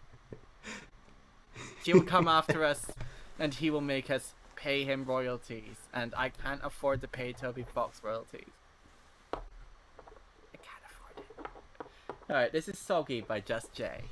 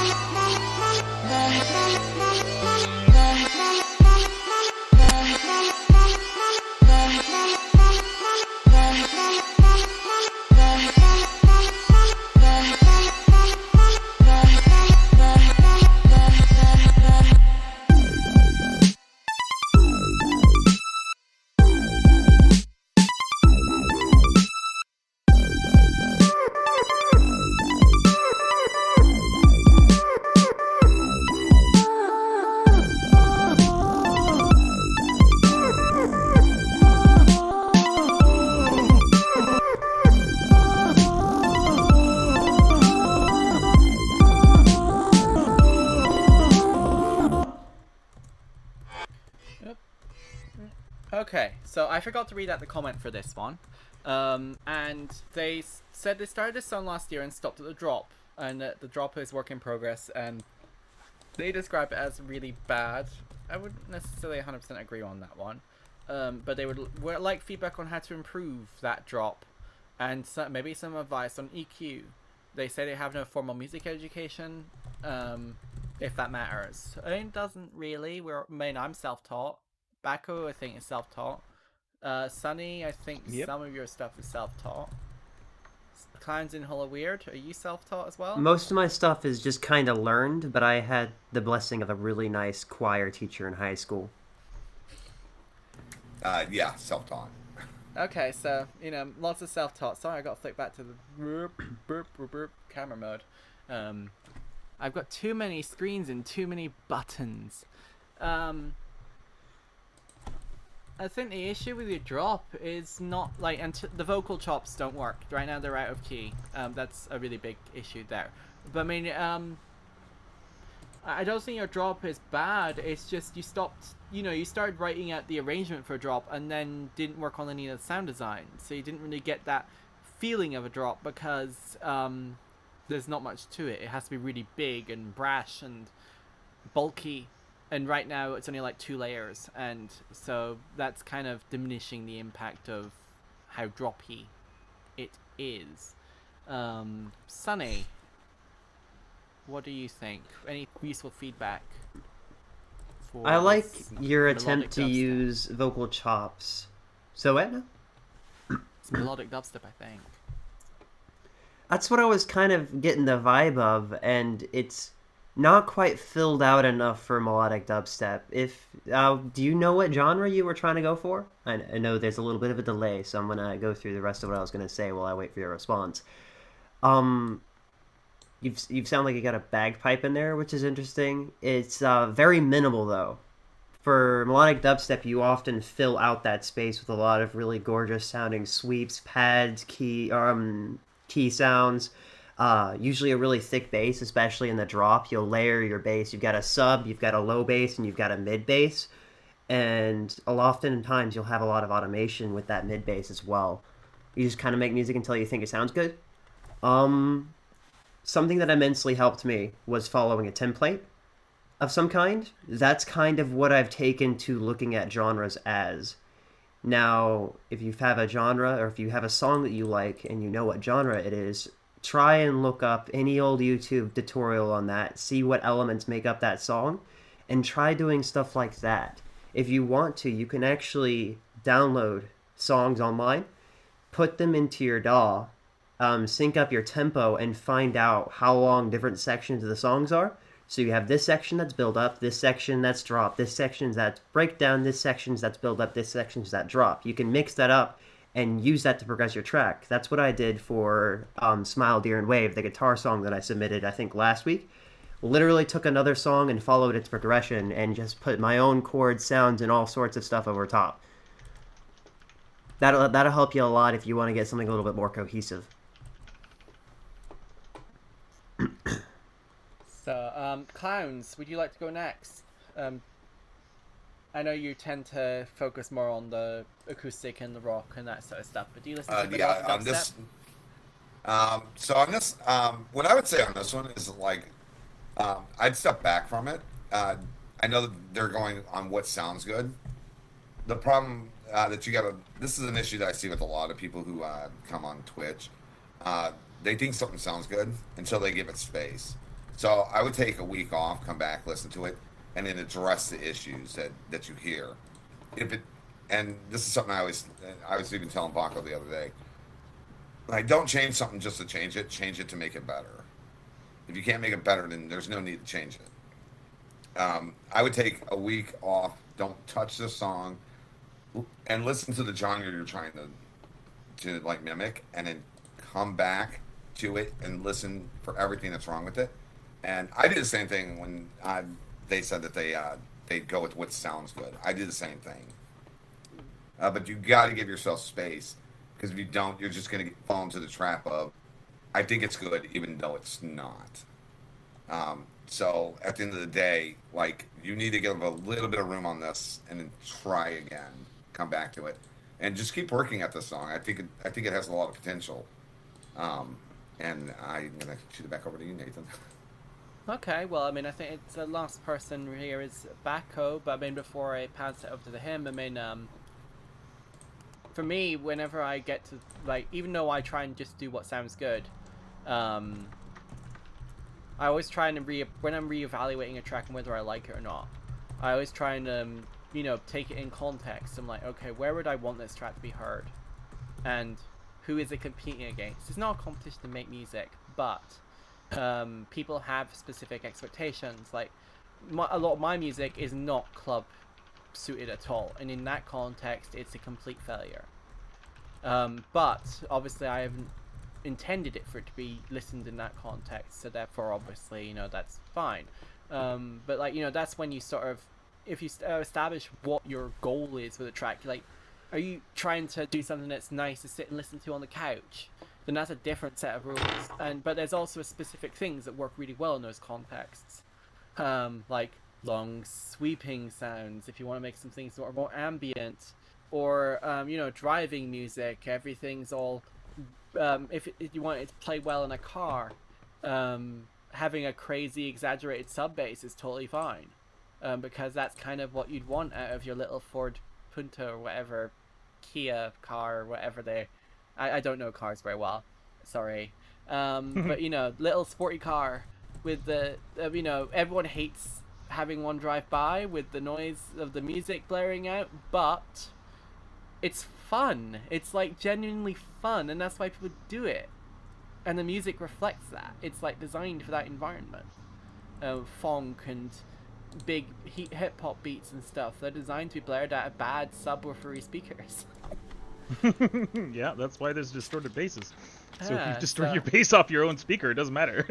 Exactly, but I mean, so that context, I think, is important as genre.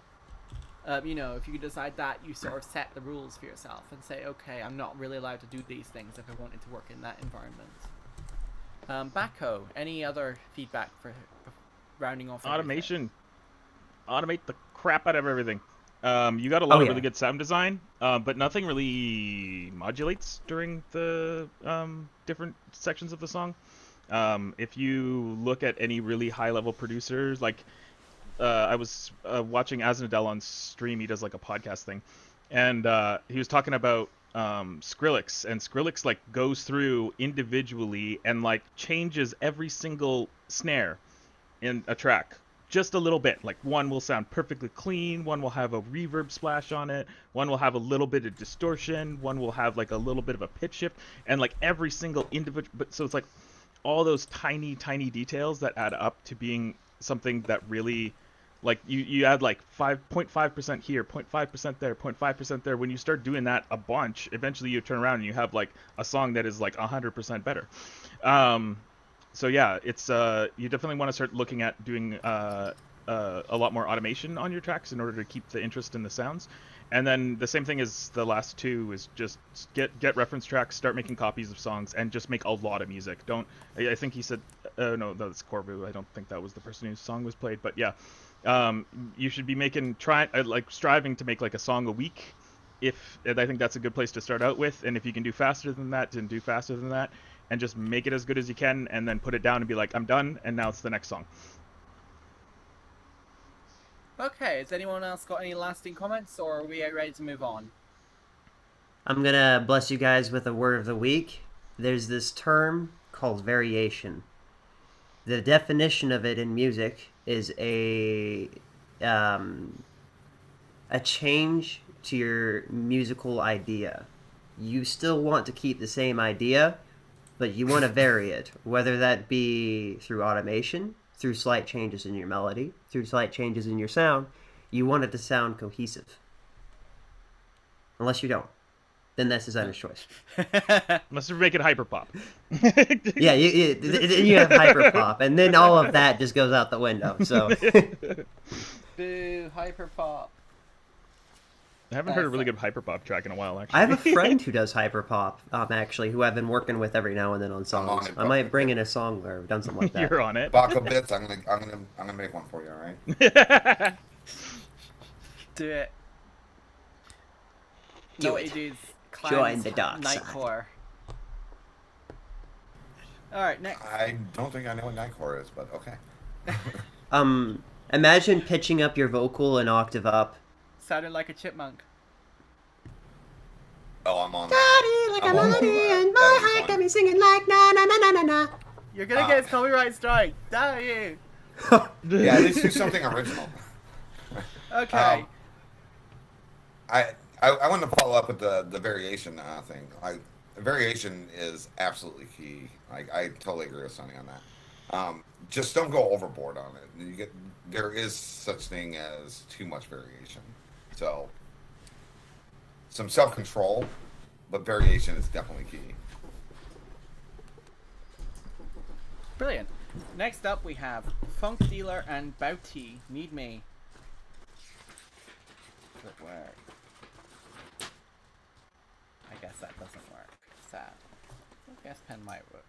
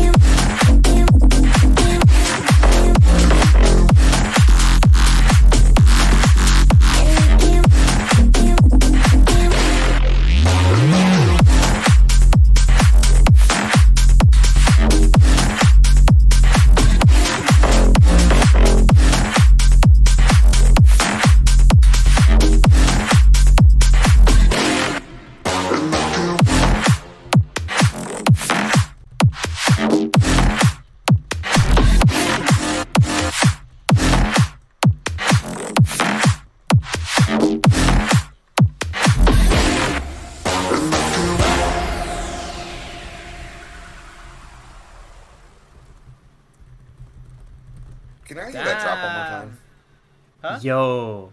Can we hear the drop one more time? Yeah. That just a last second. one? Just the last one. 2 seconds. Yeah.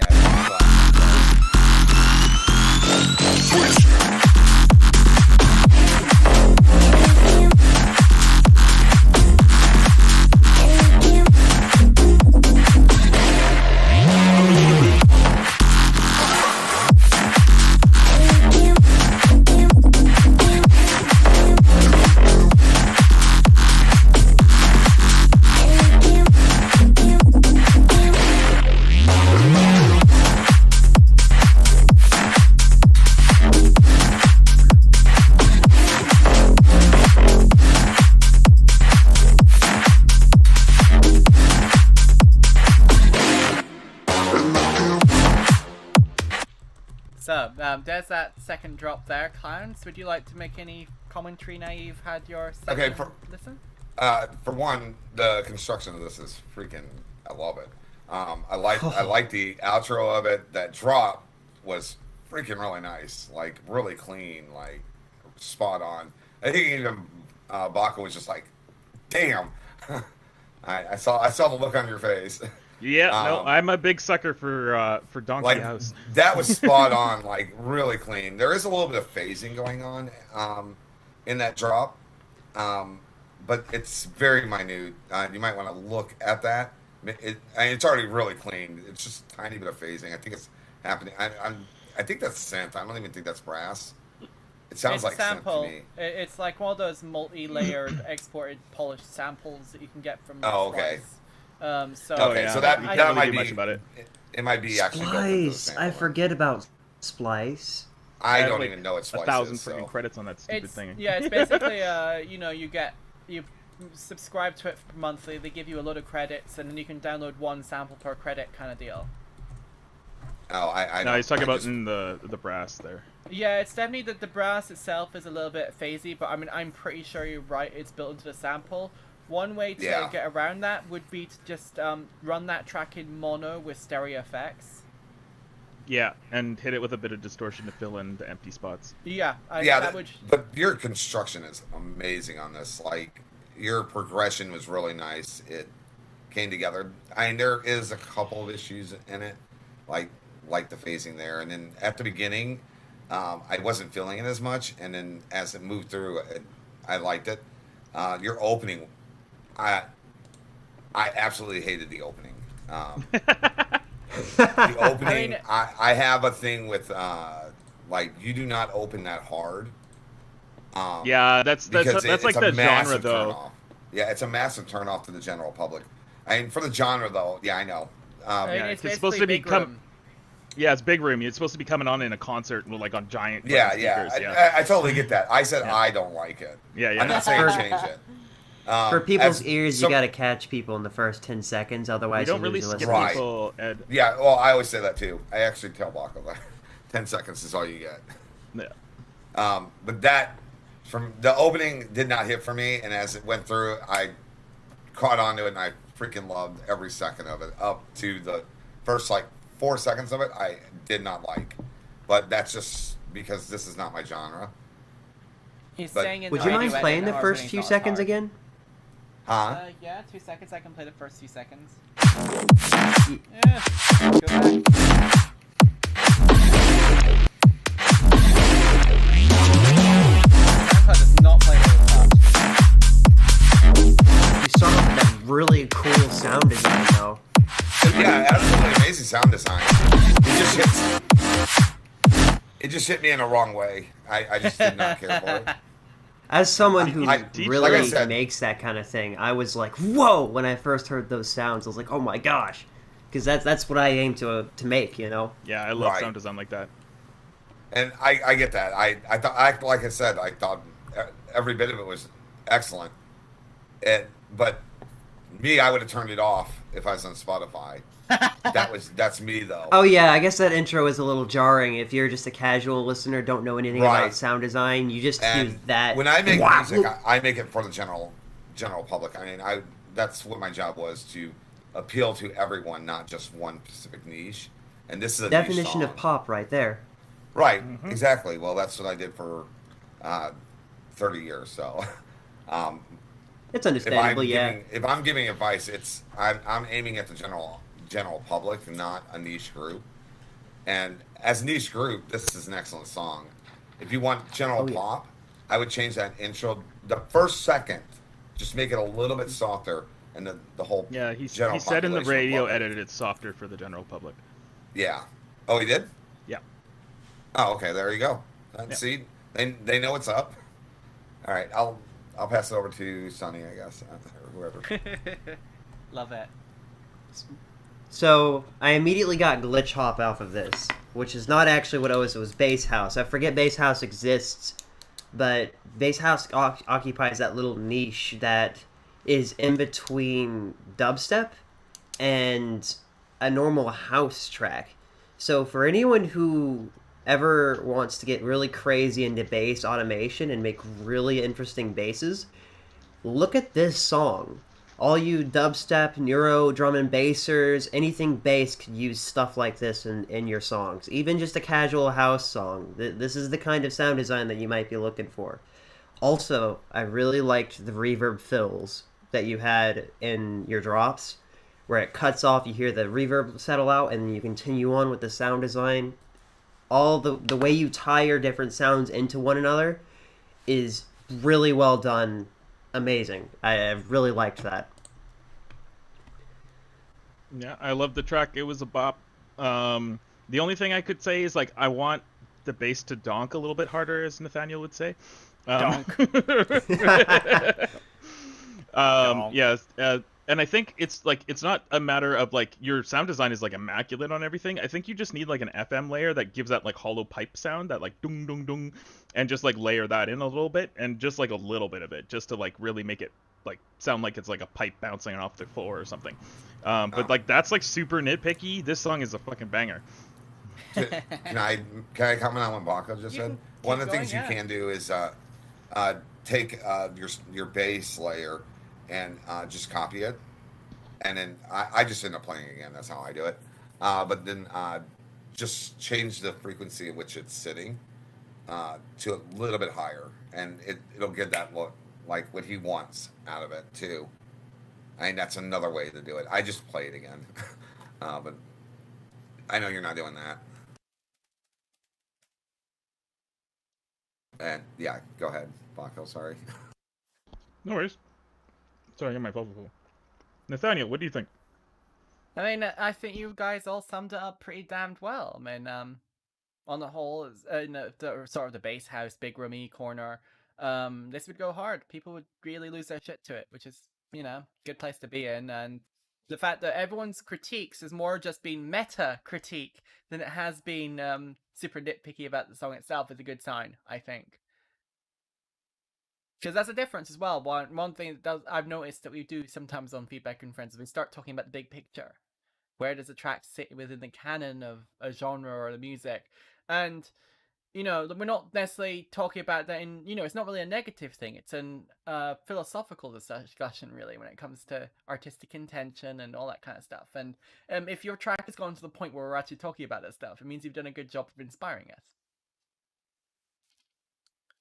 So good job, and thank you for linking that. I mean, I know it wasn't the remix you were originally planning on playing, but they're a bit funny on Twitch and YouTube sometimes about these things. Although YouTube apparently has I was asked if we were going to do a music news segment, but like this is at least a nice little interesting tidbit. YouTube is going to try and make it more like TikTok, in that you can kind of use any sound anywhere. So that might make, at least on YouTube, our lives a little bit easier regarding things like reviewing remixes. I would not necessarily, because I'm still not sure how Twitch is handling this stuff, but once I've looked into that some more, maybe one thing we could do is do some pre-recorded reviews for a couple of submissions here or there, just for mashups and remixes and stuff. Yeah, it'd also make good YouTube content. Yeah, so I mean, if anyone's interested in that, make sure to this is where we can plug the YouTube. Make sure to subscribe to the ILBC YouTube channel, because we do have content planned. I'm meant to be chopping up some of the stuff from the Barcelona finals as well, but we don't have somebody to shred on it. Let me know. Right now, I don't have we don't have a custom URL for the YouTube because we need 100 subscribers. There's 15 people in the chat here now. If all 15 is subscribed, we'll get a lot closer to that mark. So that's subscribe to our YouTube for more long-term content. Feedback and Friends will keep going. And no problem. Feedback and Friends, we're gonna keep doing this as long as we can, or at least I will. And Isha will be back at some point soon. Wish her well in your hearts. She's back home with her family right now and hopefully keeping good care of them. Send out your love to her. Ping her on Twitter and tell you love her. And she'll appreciate it. Next up, we have Rewind by Edartsa. Sorry, that was Squared. I don't have one. but they have Garrett MKTA. I mean, that still kind of sounds kind of cool. It's apparently a 2-minute pop song. So this is Rewind. Let's go.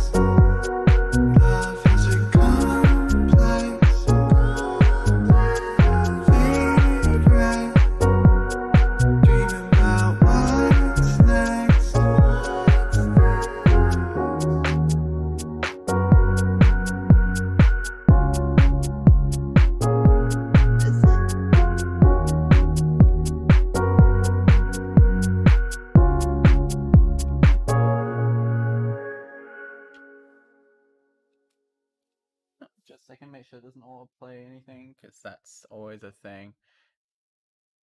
Are you tripping or is the chords bending? I mean, I think they are actually warping a little bit. Oh, sorry, I got to turn the others back on. Welcome back, taskbar. We've reached the point where Windows is not cooperating. Come on. Sorry, will be a second. There we go. Alright, you're back. Sorry, I just, I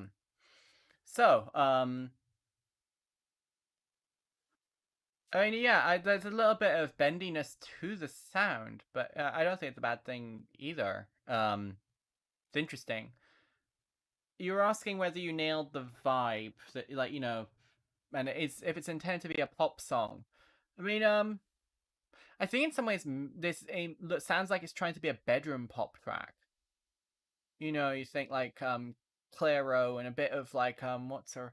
There's that rapper, I think. She just basically makes beats on TikTok or whatever and got really big off doing that. I can't remember her name off the top of my head. But you know, like it's like it wants to be lo-fi, but you don't commit because some bits of it still sound really clear. Like I feel like your vocal should be run through tape saturation, and you should be using more filter or manipulation on that bass sound and the kick.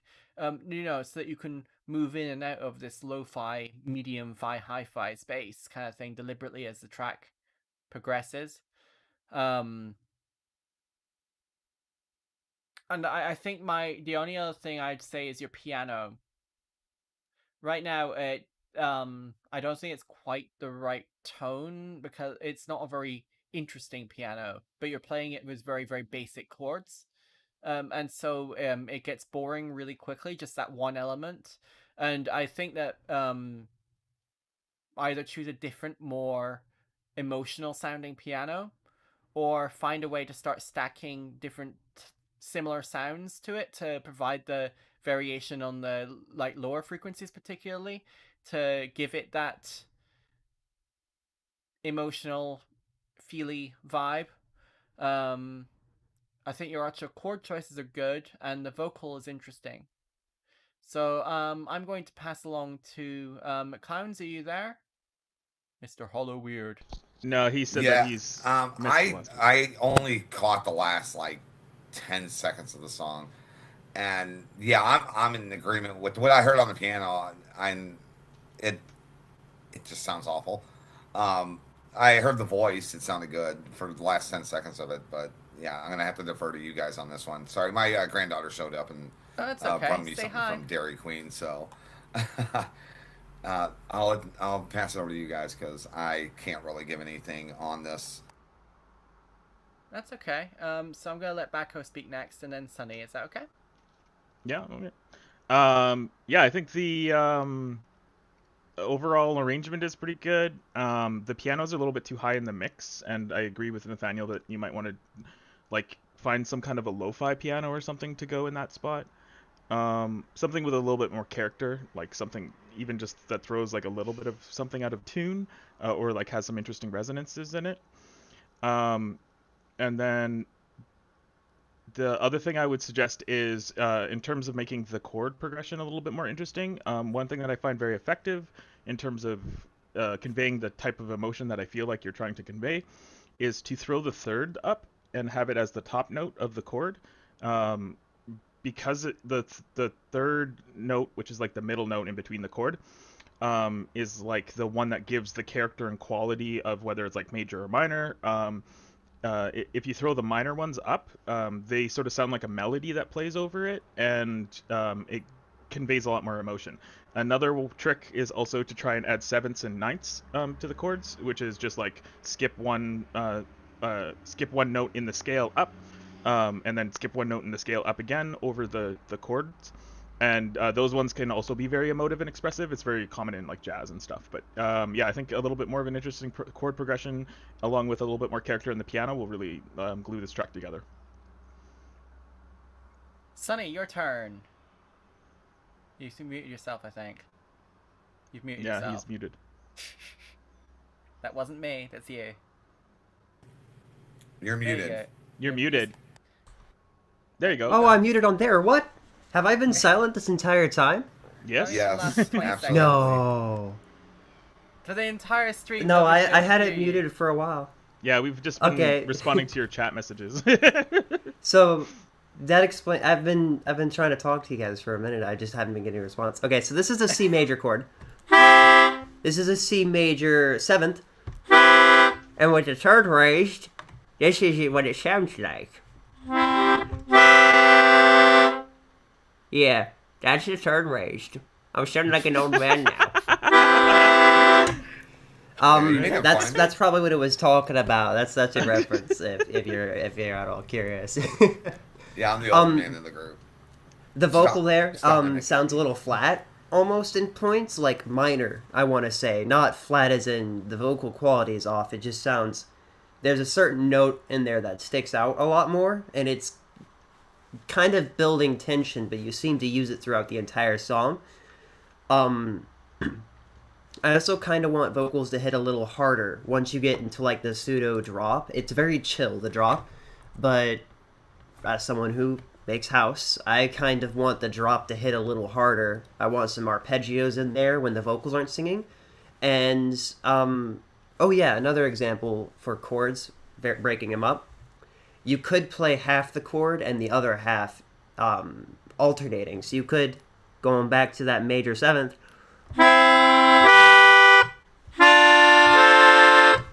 you could use that to break up your chords a little bit. What do you think of that one, Clowns, for pop? For pop, I mean that would work for pop, but what I heard did not sound like pop. It sounded more like jazz. I played on a Yamaha, and that's what I would do with what I heard. And like I said, I only heard 10 seconds. But yeah, the chord progression would definitely work if that's what you're going for pop. But yeah, the chords what I in heard did pop not sound tend like to be pop. very simple. Yeah, and you want to keep it simple when you're doing chord progressions for pop. Yeah, things too extravagant, it doesn't really work out. That's why arpeggio. Do you hear arpeggios kind of like what I was mentioning at all in pop? Really? No, I very seldom ever have to do it. I know how. It just we never do it that often. So yeah, if you're going for pop, we keep it very yeah. simplistic for a reason, because people want simplistic. We try to get that complexity in like sound design, but never in like chord progressions, which I don't understand why.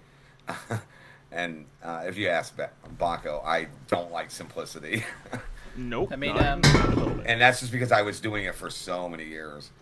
And now I get a chance to like cut loose and do like insane stuff. Footloose. Pop wise, Sunday I didn't hear shoes. pop in that, and but that's the last 10 seconds. I really would love to get the link if you can send it to me so I can listen to it. And yeah, I I'll can send you a direct message on what I think could change to make it more poppy. If that's the goal of it. Call I know. me Poppy. Yeah, I know. For me as well, pop music. I mean, I like some of it, and then but it's definitely like one of my favorite pop acts is someone who basically gets dubbed as Baroque pop, because she actually does use more interesting chord progressions and stuff in her music. Like, it's not even like she's being crazy jazzy or anything, but just it's one step above standard pop music, and it's Florence and the Machine. And I love her work generally. She's got some really, really cool stuff. No comment. No comment. Next up, we have Honest by Orej, although apparently that's not their actual artist name. No, half the people here don't have artist names. But it's got vocals. Let's have a listen to this.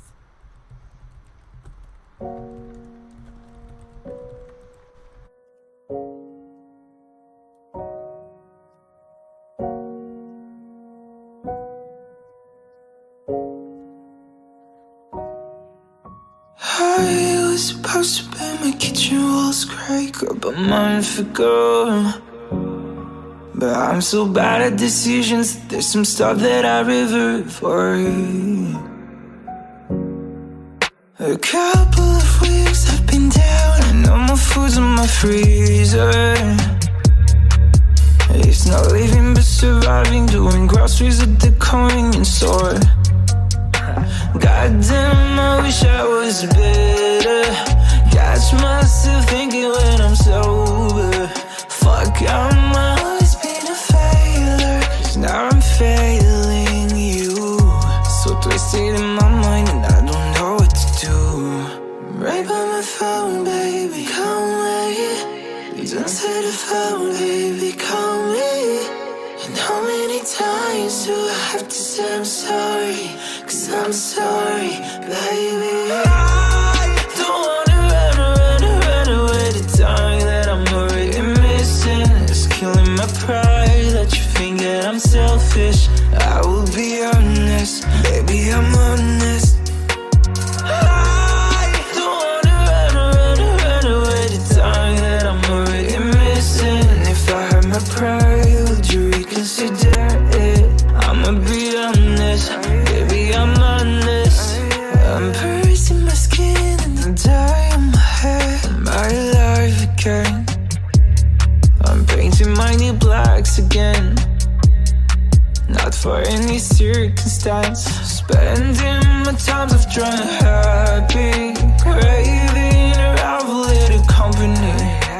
Fuck, I'm always been a failure, 'cause now I'm failing you. So twisted in my mind and I don't know what to do. Right by my phone, baby, call me. Please answer the phone, baby, call me. And how many times do I have to say I'm sorry?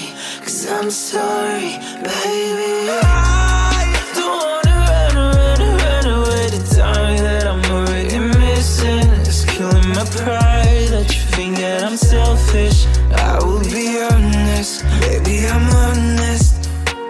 I don't wanna run away. The time that I'm already missing. And if I had my pride, would you reconsider it? I'ma be honest, baby, I'm honest. Honest, honest. You know I will be honest, honest. Oh baby, so honest, honest.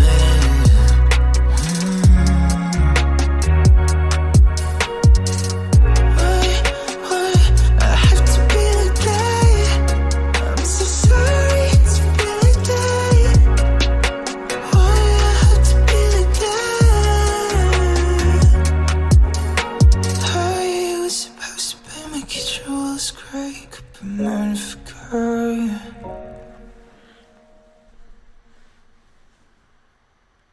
So I'm going to hand off first to Mr. Holloweird here, and that was playing no, SoundCloud, stop. Autoplay.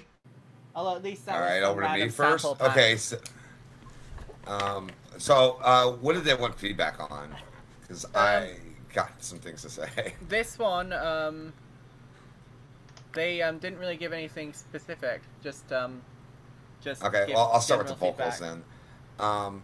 His articulation was just not good. The singing was fine, but they also kept singing with their mouth closed half the time. The other half they were singing from their throat. Then the other half they're singing from their There's no consistent singing method here.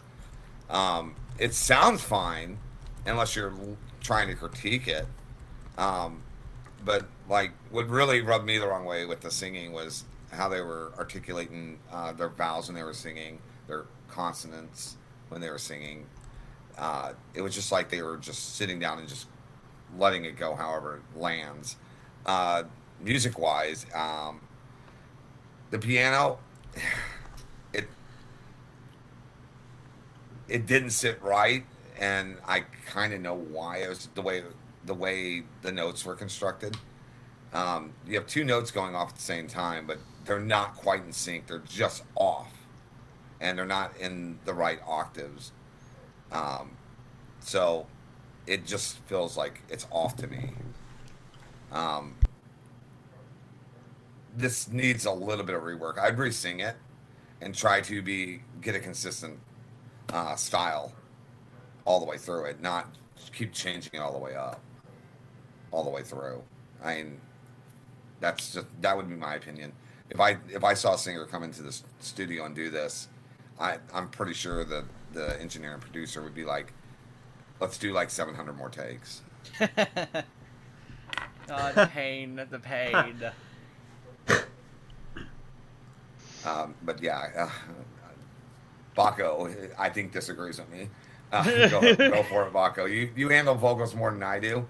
I think the vocals were fine. I think extra takes of them would be really cool. Adding some layers of them would be really cool. They are way too high in the mix.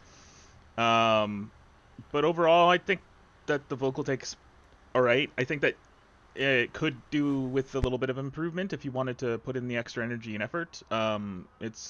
There's always room to improve. But yeah, it was it conveyed a lot of emotion, but I feel like the elements are all there, but the mix wasn't quite. I was too distracted by the problems with the mix to be able to get the message of the song. That's sort of what I'm saying. So I think that's more of a level balancing kind of thing, and using reference tracks again is always a good thing. So find something that sounds similar to what you want to go for, and then just match. Okay, the volume is here for the vocals. I'll try to be the same. The kick is over there, and work your way down from that. Sonny, we talking to I yourself? actually, I'm singing right now to see how I what. So I saw you there. something that are you just miming Baco, oh, this is Baco's voice. It's not actually coming out of his mouth. It's coming out of yours. Yeah, we're actually a puppeteer team. Just speak for me, I actually agree with Clown on the articulation of the vocals, and he reminded me that I'm still a choir student at heart, and something my choir teacher would always say: drop your jaw, What's another thing? From instead of from, because it forces you to drop your jaw and open your mouth to get that O sound. Another thing that my choir teacher would always say: don't you speak with the Howard Hall voice, which is an elementary school, and a lot of people speak and sing like this, and she would over-dramatize them. I don't think you quite have that bad, but you definitely have a very breathy kind of tonality to your voice when you sing. It's like they want Maybe to go into even if you had to sit a little falsetto, further but back. or their head voice, but haven't quite reached either.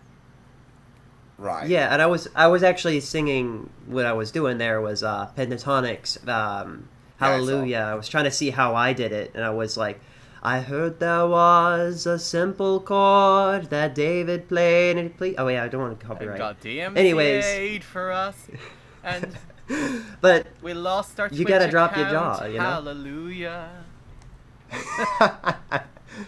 The vocal itself also felt really sharp at points. Something that I've not actually liked about the lead singer for Pentatonics, I think his name is Smith, is he sounds like he's trying to almost force, like he's barely getting the words out. You know, he's almost kinda gotta force the words out. It sounds like he's struggling, and that's kind of what you had with your vocal as well. Especially with the breathiness kind of accents it as well. Otherwise, I did vibe with the song. You use plucks to fill in the background space. The pad's really wide and mesh really well with the sounds that you have without being overshadowed or being lost in the mix. So you've actually got some really good stuff going on here. As for solving the vocal, if you just wanted to process it, I think maybe a multi-band compressor, compressing that high end a little bit, especially at the very intro, where you get like the hya, whatever it is that you have, or de-essing it might help a lot, especially with the reverb. It really accents those S's in there, and it's really sharp to the ears. So am I the only one that had a problem with the piano? No, I think your advice is good. I was paying a lot more attention to other things, unfortunately. So. Oh, okay. So yeah, that was actually my biggest problem with it, and then the articulation. But yeah, sorry, the piano really rubbed me the wrong way on that, like really bad. It'd be one I'd be writing to whoever composed it and be like, no, do not do it this way. I don't know why I know the effect they were going for. They did it wrong. I mean, it's one of those things where you have to sort of comp it until you get each section right. The transitions are especially hard because you want to go from like your core voice all the way up to your head voice in like one smooth motion. You want to go like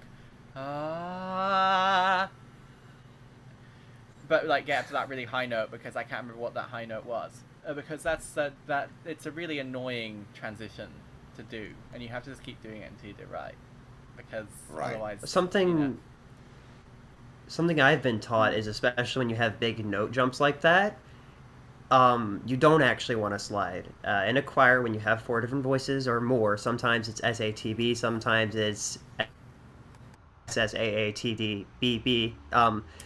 You got to really nail those notes whenever you jump up an octave or something like that. You can't just slide up to it. You have to really nail it. But that's choir. That's not pop singing. That's not this. And it's just something that comes to mind. Well. You made me think of my choir teaching. Oh, we cursed you. You got all this nostalgia. Like, I don't want to be that picky on that song, because I like the lyrics. The lyrics are great, and that's something I never hear you guys talk about, is like lyric composition. Like, it's because I don't write lyrics. The lyric composition in this is actually pretty well thought out. Like, that was probably my favorite part of the whole song, was the lyrics. My problem they did is a great job.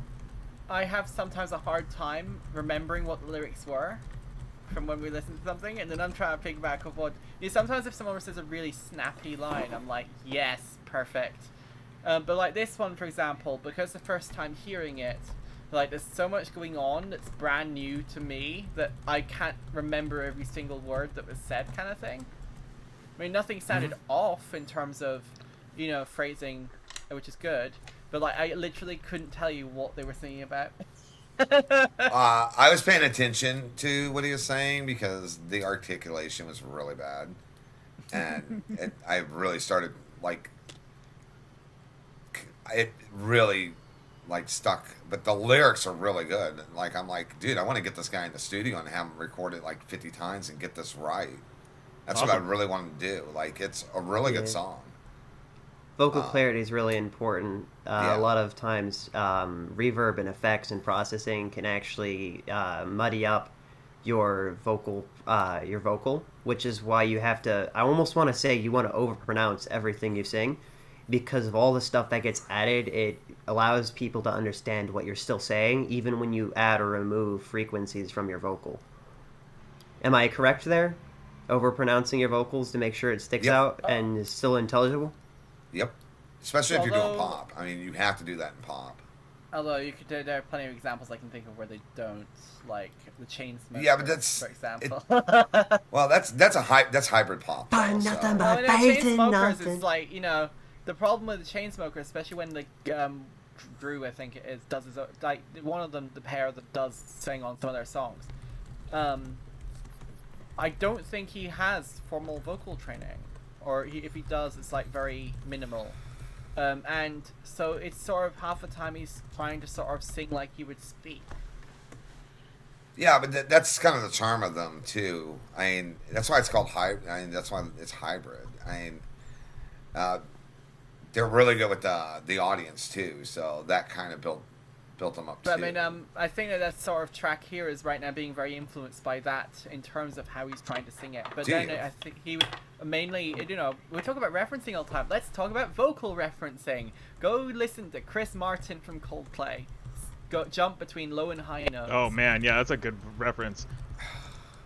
I mean, It's like a his cheesy as accent fuck is- reference, but it's a good reference. Don't I'm not copy his using him as a songwriting. reference. Just, don't copy his songwriting. Just look at his. No, vocal, you can do more than 2 execution. chords. No, I have no problem with Chris. There's a reason why. I'm gonna send him my stuff and be like, "Here, did I sing it like you?"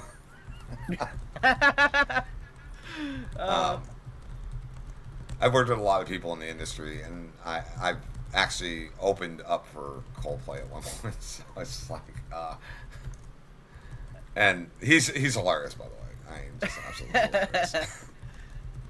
And he Yeah, would he mocked my singing. He does not mock my playing ever. But yeah, referencing vocals, yeah, that works. But you also have to mimic what they're the style in which they're doing it and how they're doing it. Like, are they using their mouth? Are they using their throat? Their diaphragm? Where's it coming from? And that's something that as people are just getting into music, they don't understand how all that stuff clicks together. And And then I you know, have like, that one vocal where someone's like, Baco just looks at, oh, I can probably fix this. I know that's what Baco's looking at, Yeah. and My I'm so- from the record until you get it right Yeah, category. I've worked with a lot of really scuffed vocals, so I'm like, this is totally workable. I could do this. Yeah, and then but I would look at it and go, yeah, dude, just go re-record it. yeah, I I- mean, I go off the if I cannot pull it off, then I either need to rewrite it or keep practicing it. Yeah, Yeah. exactly. That's my That's a good way to attitude to take it. it.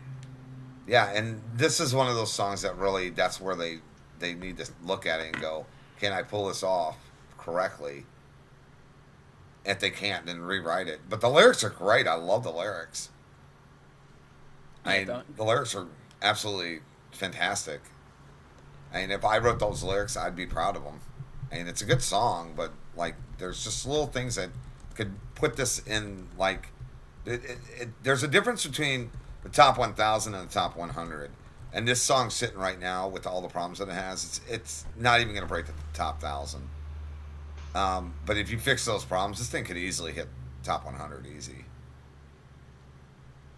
And that's what people. Good place to That's be what in. That's high praise, even though it comes with a little spoonful of like, this is not perfect. I mean, but that's what it comes down to. Those little things that make a top 1,000 song or a top 100 song are just little things that artists do different. And if you put the time in, this guy could definitely be in the top 100 easily. It's all about the commitment to it. Well, let's hope we can all join him in the top 100. That's not happening. At least not to me. Actually, Baco, don't sell yourself short. You make some really good music. I actually like your music. So, what was you, your I nickname appreciate again? Back Mine? a bit. Baco Bits? yeah, Baco Baco Bits. Yeah, There we back a go. bit. Baco Bits, yeah. All right, let's Uh, keep going. Next Yeah, up, let's we keep going. have Next a one, let's second- go. We have a few more second submissions, including by Mr. Hollow Weird. Next up, we have Nathan Van Denberg with Anomaly. And Ooh. did they have any I've heard this feedback? one. I've heard this one. Yeah, I don't know if I've heard this one, but let's find out. I've heard it.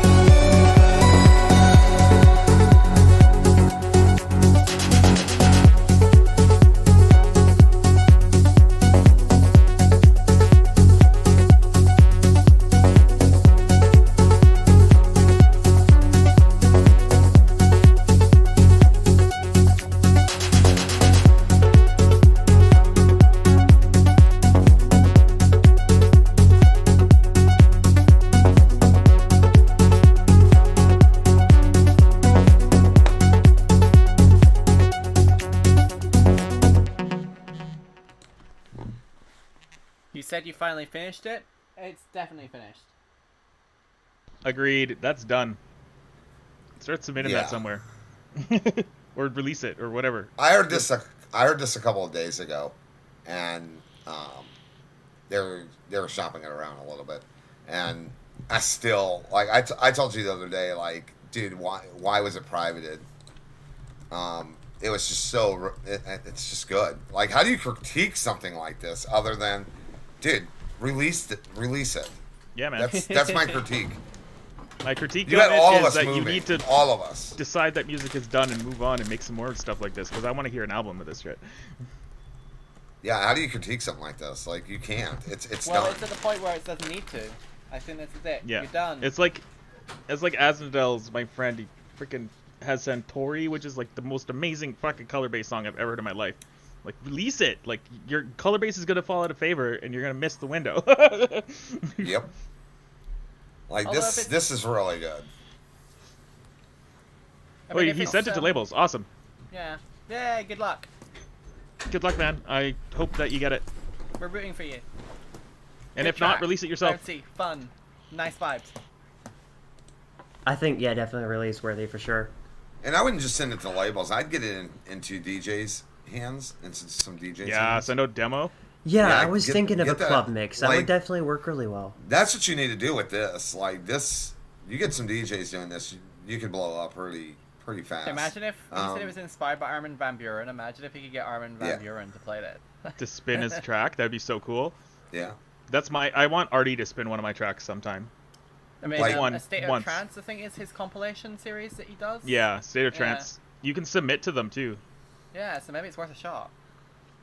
Like, Those I gave you the benefits, same yeah. critique I gave last time. Get this thing out. I mean, like, people need to hear it. Like, everybody's going to be moving to it.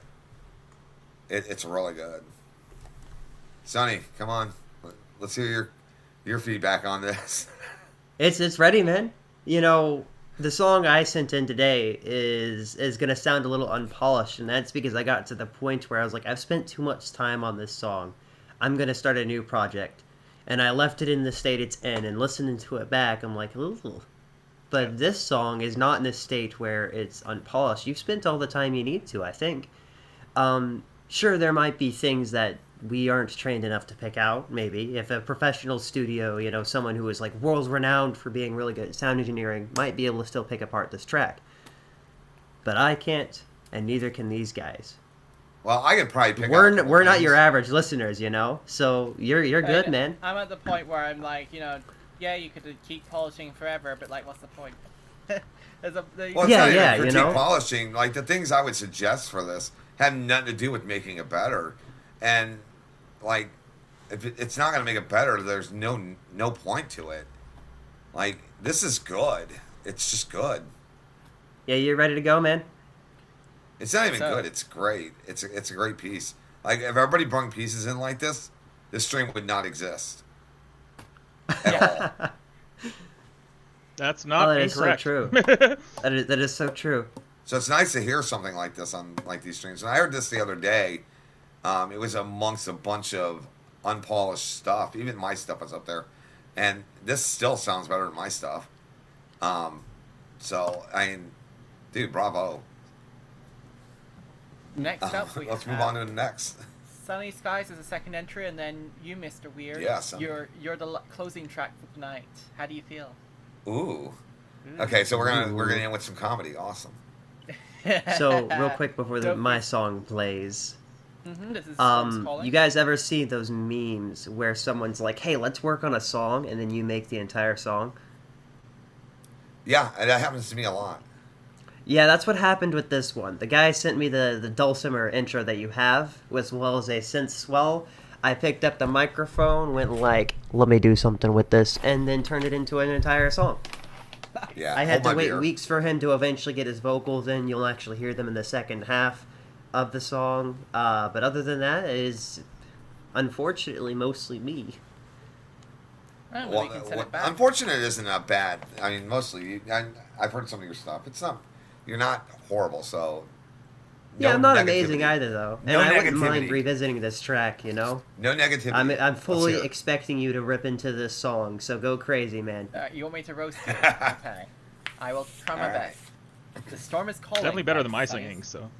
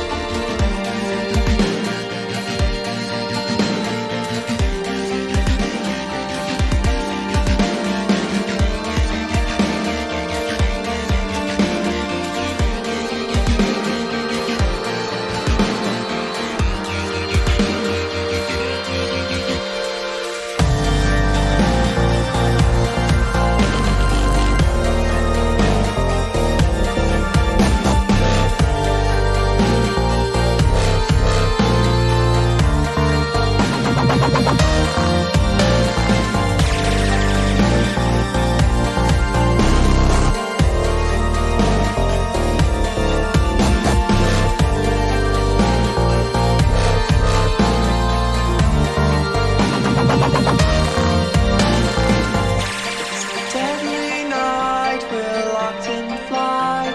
My soul again pins for that pride. But I don't know, I hope it shows. I fly again into the fight.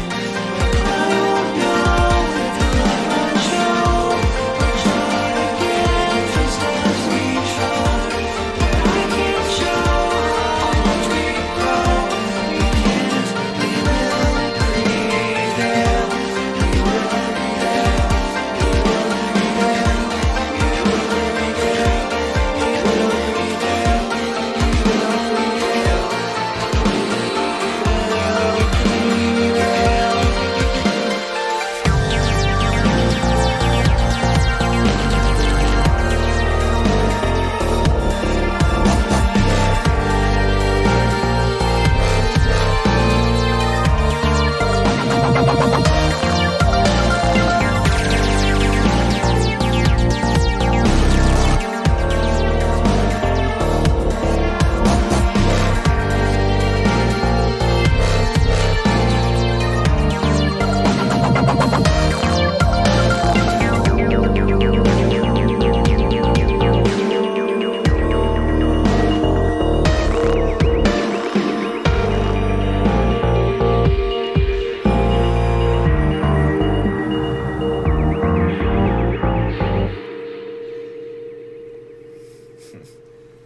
Let the roasting begin. Oh yeah. Who's going first? Yeah. I want That was a Nathan to go vibe. first. All right. Come on. Well, They're into it, people. there is no draw. Give me your worst. Oh. Autoplay. Oh, you do not want that song coming after that. All right, That was Silver Note's Rain Boom, I think. yes. It's something like that. I Sonic know the Rain artist. Boom. Anyway. Sonic Rainbow. I assume it's something pony music by some chance. Yes. Yeah, yeah, it's fun. Everything is pony music secretly. Yep. I mean, the problem is right now this track is trying to be generic dubsteppy pony music. And There it is. there it is as your roast. And there's no drop. So you're already this track is already failing at that objective there. I mean, you have lots of constant build up, but then you just sort of keep building up, and it but in a different way. Like you have that Yeah, there's no rising. release. Yeah, there's no release at all throughout the entire track, and while your vocal work is fine, but it's ill served by the instrumental underneath. Yeah, you have the problem with this instrumental, and Baco will understand this, and because me and Baco were dealing with this last week. I need a separation between my stuff. You have the opposite problem. Your stuff is so separated that it's an assault. Doesn't feel on like a people. cohesive whole. Yeah. Right. It's probably something to do with the EQing. When I started producing, I often EQ'd everything in its own area, so that the sub was always separated from the bass was always separated from everything else, Well, and it's everything not was that. You have separated little from the things bass that are frequencies. going on too. You have things going on that just pop out of nowhere and just don't even seem like they're even part of the song, and it's just like, you say variation is key on this one. I think you took it too far. All right, you need to pull all right. back a little bit. This is where I said if you go too far, you end up with a mess. And in this case, I think you went way beyond the variation for success. Like you need to pull it back and tighten it up, strip things away. Like I could easily play over this, but if I played over it, I'd play in a way that would drown out 90% of what you have there. Yeah, and all the little bits would go to waste in that point. Right, and you have some interesting ear candy stuff, but they're not used as ear candy. They're not coming through like that. They're coming through as, oh, I just had this ideal and it's now here. That's what it felt like. Sorry. The playing was fine. And like the MIDI that you did for, I think it's a piano. I think I don't know. You talking about the drop? It's an organ. Is that an organ? Yeah. Yeah, it's an organ. You It's a might want to synth EQ organ. it better. It doesn't sound like an organ. It sounds off, and the playing it's kind like it doesn't feel fluid. But this is the problem I had with my guitar playing is I'm so tight knit that it all feels like one guitar when it should be stripped and separated out. And Baco understands that. That's one of the things we were dealing with, right, Baco? Yep. Yeah, so it's just a matter of separating. But I mean, you did say this is 8 months ago, and I am a completely different person than I was 8 months ago in terms of my music and what I was producing. You evolve quite quickly over time, especially if you're iterating a lot. I think it just if you want to rework this, then I would probably just take the core elements that you like again and try rebuilding the track. It's not that I'm saying you should totally turf the whole thing, but your skill and knowledge that you have now will give you insights that you didn't even know you had, or that you could have had 8 months ago. So, and it's always a really good sort of skill development thing to rework old stuff that you have, and sort of start with a fresh slate, because then you can take the core idea and execute it in a way that you are more excited about. Yeah, I mean, I heard your stuff last week and it was great. What did I submit last week? I don't remember. Oh, it was the guitar, wasn't it? Yeah, that was that's really the good. most recent thing I've made. Or no, actually, the melodic dubstep stuff I've been making is the most I'm with recent. Baco on that. You need to revisit this and strip it down, pull out all the ear candy and start all over, and so see the if big you can build things. up.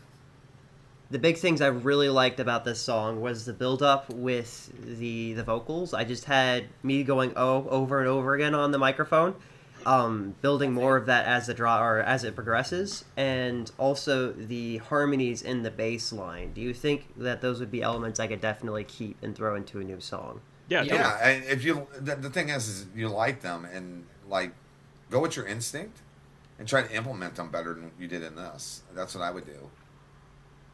All right. This, it could be reworked. Any song can be saved, and that's something that I don't see a lot of streamers saying. There is no such thing as a bad song. There's bad development and bad follow through. This definitely can be saved. It's just you got to put the time in. Yeah, as I said, this song was a 12-hour work time. I was I can't figure out how to get this song to work any better than it is, so I'm just going to drop it for now, revisit it at a later time when I'm better, and start making new songs. And that's exactly what you're doing. That is exactly what I plan to do. Yeah, that's awesome. Here I am, expect to see it in 8 months 2 or 3 later. weeks. I want to see it in 2 or 3 weeks. Yeah, man. All right, for Spend sure, more than guys. 12 hours on it. Spend more than 12 hours on it. That's the big thing. Is I try not to show people stuff anymore that I have, because I used to do that a lot, where it'd be oh, I made this in one night. Check it out, it's so cool. And it's you're not putting the time in. You got to put in the time. You got to put in more than a night. I have 2 people I subject day one whips to. Yeah, and it's like they have to be like close people that are willing to hear your garbage. Pretty much. I don't know. That's My more or date less was what I've been pretty doing good. for the last year and a half. You were Oh saying- yeah, My date did I wasn't mention so good. keyboard on the keyboard over there, Nathaniel? Keyboard on the keyboard. Let's Keyboard go. on the keyboard, yeah. I was hoping the RGB would shine up more, but it's not really doing a very good job of that. Maybe because you're bad. I got all this Ooh. RGB, There's your but roast for nobody the day. can see it. Okay, so my next track is just one my son bought a cursed piano, Oh boy. and this is me playing on the cursed piano. I added wow. I added a little bit of I was doing just skits and stuff, and so there's a little bit of that in there, and it was going to end up going into a skit that I never ended up doing, but I actually really like the playing on it. So yeah, go for it. Try to rip this one apart, boys. Yeah, Okay. let's rip this one apart, guys. Eliza Piano.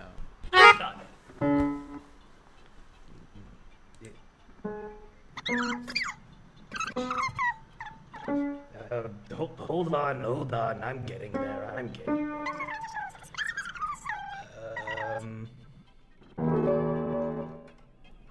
No.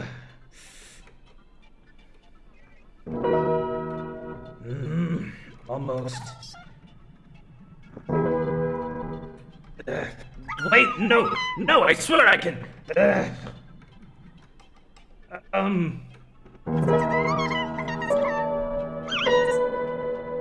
Maybe it's soft because I'm not playing on Clouds' piano.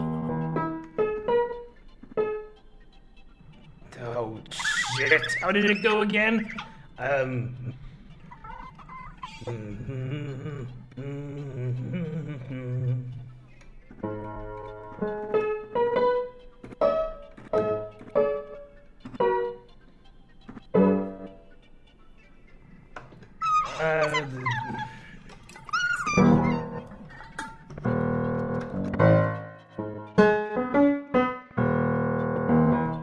Oh, I finally hit the right note for once.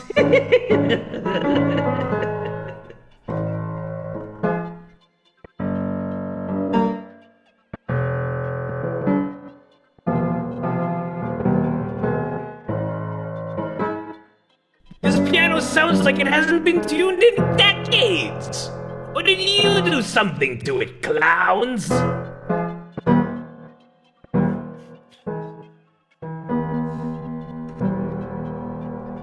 Alright, I think I've got it. You were the one for me. Shit, how did it go again?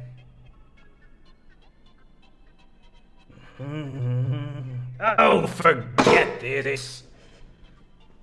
Clowns can do it better. I'll leave it up to him. Why didn't you chip into the playing? Oh, right. Probably should have taken the ball gag out of your mouth.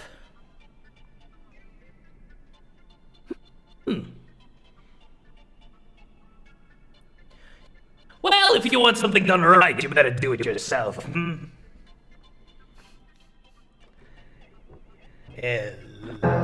Eliza, you're making me feel like a fool. I actually got it that time.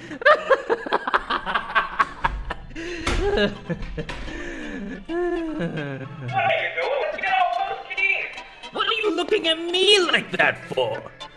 You think you could do it better?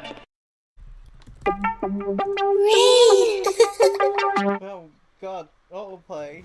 What? So, hyperpop. This is what it feels like to listen to hyperpop. I understand it now, and I'm sorry. Okay? I'm sorry.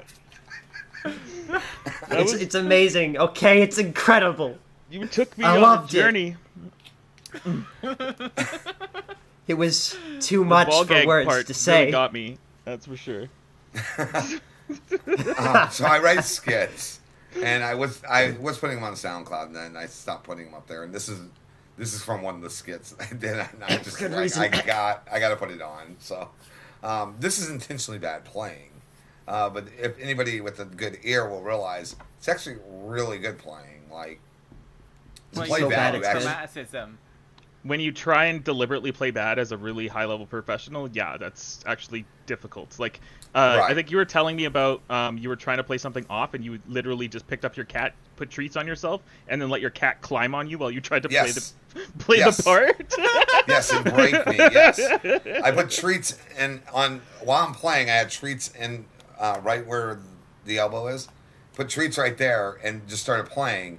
And he attacked me, and that's how I got it. Oh boy. I can't Why play don't I just bad. come? I have all, and that was my attempt at trying to play bad.